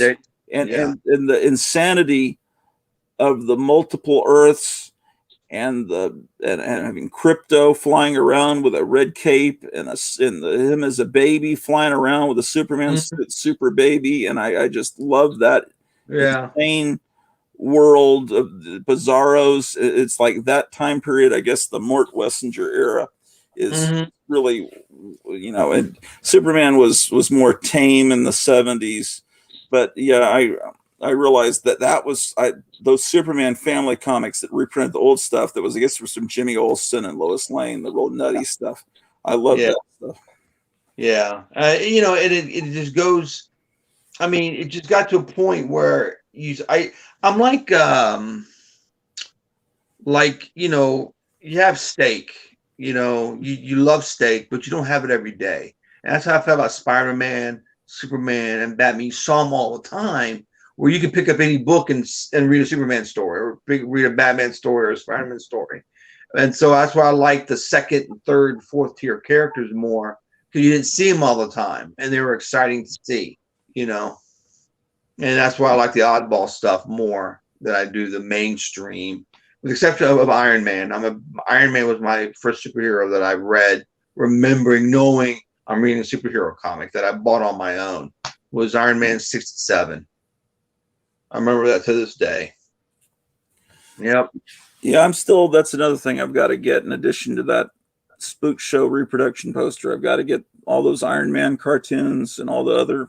I didn't know he was in his yellow armor in those cartoons. Yeah, the stories are reproduced exactly as they appeared in the original comics. They didn't change them. Awesome. They just traced the art and then added some paint and things and just kind of made them move slightly or move their mouths or Yeah. But the animation was crude, but it was just meant to be like you're looking at a slideshow almost. But the audio and the music was like old time radio. Yeah. So you open up a comic book and follow along with the sound and John Vernon's wonderful voice as Iron Man, and then you can just read those comics and hear it acted out. Right. Yeah. Right. So I see him fighting Titanium Man when you were playing it. You had put it on the screen and you went to go do something, and he was fighting Titanium Man. Black Widow was in her original costume. Yeah. I was like, wow, this is some good stuff. Yeah. I got the Captain America one. I don't have the Iron Man one, which the Iron Man one, it's in 6 hour speeds and it's only 30 minutes. And there should be there's about 4 hours of cartoons for each one of the 5 heroes. Okay. So because it was meant to be like, I guess 5 stories, 5 episodes would make a half an hour, or they could switch it up where one episode would have 1 chapter of each hero. Correct. They would be the next 5 chapters of the same. But or they could just be shown individually, mixed in with Bugs Bunny and whatever. Yeah, which is how I first saw him, because all I saw was Hulk and Captain America when we were living in Germany. Okay. And so when they're doing transformations, it'll go from different art styles. It'll be like Hulk will be drawn by one artist, and then they'll cut away, and you come back, and he's drawn by another artist. Clearly, if you know what you're looking at, because they had to get different angles of the Hulk, and they got them from different issues. And are there credits on those? On who did the song, who did the animation and the music? The music, the theme songs are done by this guy named Jacques Urbant or Jack Urbant. He was he used American. He was Canadian. You can see him on YouTube. He's an older guy, and he sings he's on the piano. He sings all the songs. He talks about how he recorded them and how he first approached Stan Lee about it. Most of the music that plays during the show is library music that you've heard in 50s horror movies, or it's that a lot of it you can get on YouTube, and or you can hear in other movies like maybe Night of Living Dead or Adventure Show. It's great music, and then it's done by the same animation studio that did the Spider-Man cartoon in Canada, Grand Tree Lawrence. They just did it with a different animation style. Spider-Man one had ABC financing, so the animation's a little more fluid. But that was just meant to be played syndicated like on UHF channels all around the country and all over the world. You can see versions in other languages on YouTube. There's not any of the cartoons on YouTube because Disney pulls them down, but then they won't release it officially. Right, which is crazy. Maybe they're trying to hide this alternate world where Tony Stark is a completely different guy in the comics than he was in the movies. Although I love the characterization in the movies, it's just not the guy in the comic. Right. In the comic, he's much more of a serious guy. He's brooding. Very cold guy. Yeah. They even sing about that in the theme song. And then there's a theme song you don't often hear. You can see it on YouTube. That was meant to be the opening credits for the half hour if they showed all the heroes, and they sang about something aquatic and exotically neurotic. And it's like, when have they ever used the word neurotic in a theme song for a superhero? They're bragging that their superheroes are neurotic because it almost sounds like they're saying erotic. Right. I don't know if you've heard the theme song. Kids, I guess. The Marvel superheroes have arrived, That's funny. Yeah. That's funny. And the animation is much better in the opening credits scene. They move far more fluidly in that, and Thor is striking his cane down, and that's neat. That's neat. But I love seeing that titanium man. I was like, wow, this is very cool. Yeah. Very, very cool. Yeah, man. And switch subjects real quick. You said that Charlton Neo is going to be with Oh, okay. That was what the Tom Smith yesterday. yeah. I still feel like it was 2 days ago. He was saying, well, I've got a surprise for you. And he kept checking. He was checking his email to see if he thought he was going to be able to get Mort Todd to come on our stream yesterday. Mort That Todd, is awesome. Was I guess the last editor of Cracked, and he said that he knew all these artists, Jack Kirby and Severin, and that he'd be able to tell stories about them. See, Tom Smith's friends with him because Tom Smith's probably one of the biggest Cracked fans in the world. So he's befriended Mort Todd. Wow. And so anyway, Mort Todd finally said, well, I've got these deadlines right now and everything's packed up. I'm about to move. So once I get settled, like maybe the beginning of July, I could do a live stream then. That is awesome. Because I may have sent you a text or something yesterday trying to get you to come on. Yeah, my wife was under the weather, and I was taking care of that, so I couldn't. Oh, yeah, you told me that. That's right. Yeah. Well, I wanted you to come on because he was showing all these Charlton books, but you can watch the live stream. Yeah. I don't know what point you might have to watch for an hour or two to get to that. But yeah, it'll be cool to have Mort Todd on. He said that it'll be great if we interview him because people he's seen interview Mort Todd before, in some cases on YouTube, didn't know that much. They weren't able to, but it's people that really know a lot about Charlton and Cracked and everything talk with him. He thinks that's awesome. I didn't think Mort Todd, I knew the name. I didn't think he was that old. Well, I thought he was a younger guy. He is younger. He was the editor of Cracked at the very end. Apparently, at the very end of Cracked, it got better. And he's the guy that brought Don Martin over from Mad to Cracked. The very end of Cracked, it got better. And so, yeah, he's a younger guy. Yeah, no, he's not a contemporary with those artists, but he knew them. Okay. And since he's doing Charlton Neo, I was telling Tom that he needs to reprint these humor magazines. Yeah, I remember I was watching that part when you said that. Oh, okay. All right. Yeah, he didn't want to lend them out. He's kind of worried about that. I wouldn't do that either. But yeah, somehow, I don't know if he's got the best existing copies or if Mort Todd owns the art. I had some impression that Charlton Neo owned a lot of this artwork, but I don't know how it's reproduced or what it looks like. You have Charlton Neo books. I don't. I think they own it. I think it popped in public domain at some point, and I think they brought it in. I know there was a guy who wrote for the Buyer's Guide, and I can't remember his name right now. Got the rights to the romance titles.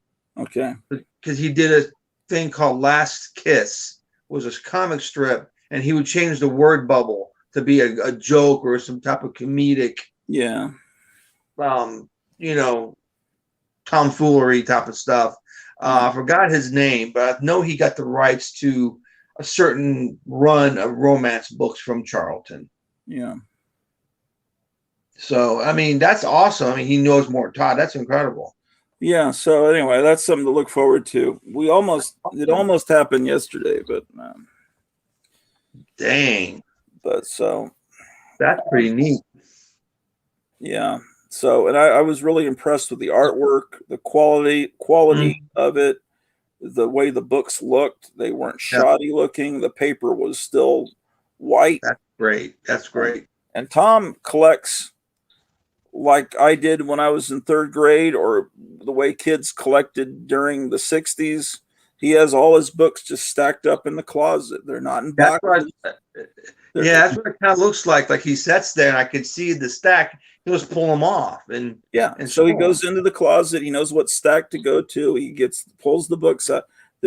Some of them are bagged. I don't know that they all are. It's just all these books that we have that, that's how they were originally stored. They existed many, sometimes more than a few decades that way before they wound up in our hands. And I wish I could do that. I wish I had the non-collecting. I don't know what's in me to put things in bag and board, but I wish I could just put stuff in a box. It'd be so. You feel relieved. I mean, I worry about them all the time. Yeah, it's this innocence where it's just like you can enjoy them. And absolutely. Like to worry about taking them out. Will the tape snag them and take the tape? Yeah. But but it's still better than these people that have them slabbed and they can never open them ever again. Yeah, and that's something I just, they're trophies at that point. You just put them on your wall and just talk about how great they look. And all they do is get the key issues, and they've got their phone app, the key collector app, and they've got their phone out while they're looking for these. I guess it's fun for them. It's like looking for Pokemon out in, I guess, like that. But I don't think they have a tremendous love for the past and all that. I think it's just more of a little game or I don't know what it is. It's a commodity. It's bragging rights. There's only 2 on the census. I've got 1 of 2. Good for you. That's great. And then what is that going to do for you? You can't put it on a billboard on the highway and tell the whole world what you got. Yeah, I think it's funny at the antique mall. Someone has an issue of the Inferior 5 slab. I saw that. Yeah, I saw your video. To slab the Inferior 5, not to knock the Inferior 5, but yeah, it's I saw that. I was just thinking to myself, you got suckered into something. He says, yeah, I remember riffing through my shoebox of comics as a kid. I should buy some dollar comics and box them up like that just to have around. Yeah. I wish I could do that. I really do. I wish I could put everything just in a box and just go through it at my leisure and read whatever I wanted to read at a drop of a hat, If you live if you live in the right part of the country, you can do that. If you live in Colorado or a place that's not humid and not blazing hot, I guess where it's just right, you can comics just naturally, like the Mile High collection. Naturally survive. Yeah. All right, man. Well, let me go. It's been fun. About that time. It's almost almost 1. So. Oh shoot! Yeah, well, yeah. I'm on my time. It's 11:39. So let me let you go, and I'll. It's been great. Yeah, and also, are you going to be on the Try to Lead live stream tomorrow if you can? Well, I guess I wasn't promoted as being on it, but I wouldn't mind stopping in. It would take me a while to get home and eat before I could come on. Because just if you get a chance, I know Graphic Man's doing it, so I'm sure if you pop up, he'll invite you in. Well, sure, yeah. I don't have any. That many Golden Age comics to show. Well, I'm not going to show that many Golden Age. I've got some Silver Age and just to talk. I mean, Sure, I wouldn't mind. Stuff. Yeah. It wouldn't be probably till the second hour though. Yeah, that's cool. It takes me a half an hour to get home, and then my wife and I have to eat. And plus you got to spend time with the wife and do things. I may be pushing it now that I've got unlimited time. Because I did it yesterday, and I'm doing it tonight. If I did it, I know. So be careful. And also, we only have 1 phone charger here because one broke. We have to buy another one Thursday, so she may be able to charge her phone right now, and and she may be ticked off. Eric Brain is saying here. Let's see. He says, "I plan on just sitting there slack-jawed." It won't be that impressive, trust me. Oh, I don't know. It'll be fun. I bet it'll be amazing. It'll be fun. Yeah. Eric, when is your next live stream? Let's see. Zombo says another great one, fellas. When can we see you next, Eric? I'm waiting for his response. Anyway, you could run. It's sure nice talking to you. Oh, you too. It's been great. It's been really good. I'm gonna watch out for those Luciferians Oh yeah, and the lizard people. and the lizard people. Yeah, because Right. because they say that there really are people that are lizard people that are descendants. That was kind of that all comes from the Garden of Eden. I don't know. It's kind of Right, like right. the people secretly are lizards. There's a Yeah. guy named David Icke in England that's got this theory that the royal family are actually lizards. Let's see tomorrow. Oh, of course, on Graphic Man tomorrow, Thursday and Friday on I Love Comics, and then Saturday he's got that big auction. Okay. So yeah, he's on it's a Thursday Graphic Man Thursday and Friday on I Love Comics. Okay. All right. Cool. And then Saturday on I Love Comics too, right? Although I don't know if you're on the auction all the time. Full disclosure soon, says Meyer Greenblatt, about the aliens or the lizard people, possibly. Mm-hmm. All right. Well, All right, man. It's great to have you visit, and anytime you want to visit and or call me, that's great. Absolutely. Yeah, I'll probably give you a call probably over the weekend or something. Is that cool? Yeah, that's Okay. great. All right, I'll give you a call. I'll text you before I call to make sure you're not in the middle of anything. All right, sounds excellent. All right, talk to you later. See you real soon. Bye. Bye. So I guess I will. Eric says yes. It's a life sentence for him to be on every auction. So anyway, I think I'll do an episode tomorrow where it's not actually a live stream, so I can get better picture quality. I'll have to go downstairs and look at this on the big screen TV and see if maybe that I've upgraded to a new plan, if my picture's better or the sound's better.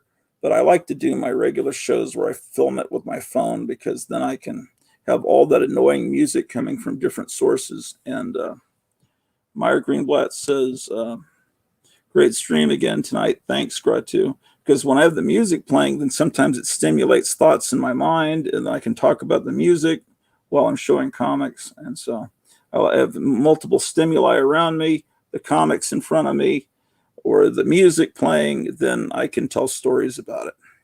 But anyway, it's 11:43 p.m. here in Gratuville, and I think I'll ease on down the road. So be seeing you. And by the way, this is from The Prisoner. I'm not an Illuminati asshole. Although I think that's what that's supposed to be, because, he's the prisoner and of probably the Illuminati. I don't know. My wife loves that show. I showed her a few episodes, and now we've got to watch the rest of it. She'd never seen it. Let's see, Zombo the Judge. I was hoping.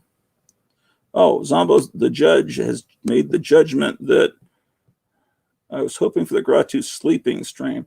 I guess you're waiting to get monetized for that. Oh, and he says, I think your picture quality was great tonight. I wonder if it upgrades when you pay them money. Zombo the Judge is smiling now. Okay, yeah, I better get downstairs. Anyway, take care. Don't do anything I wouldn't do. Don't take any wooden nickels.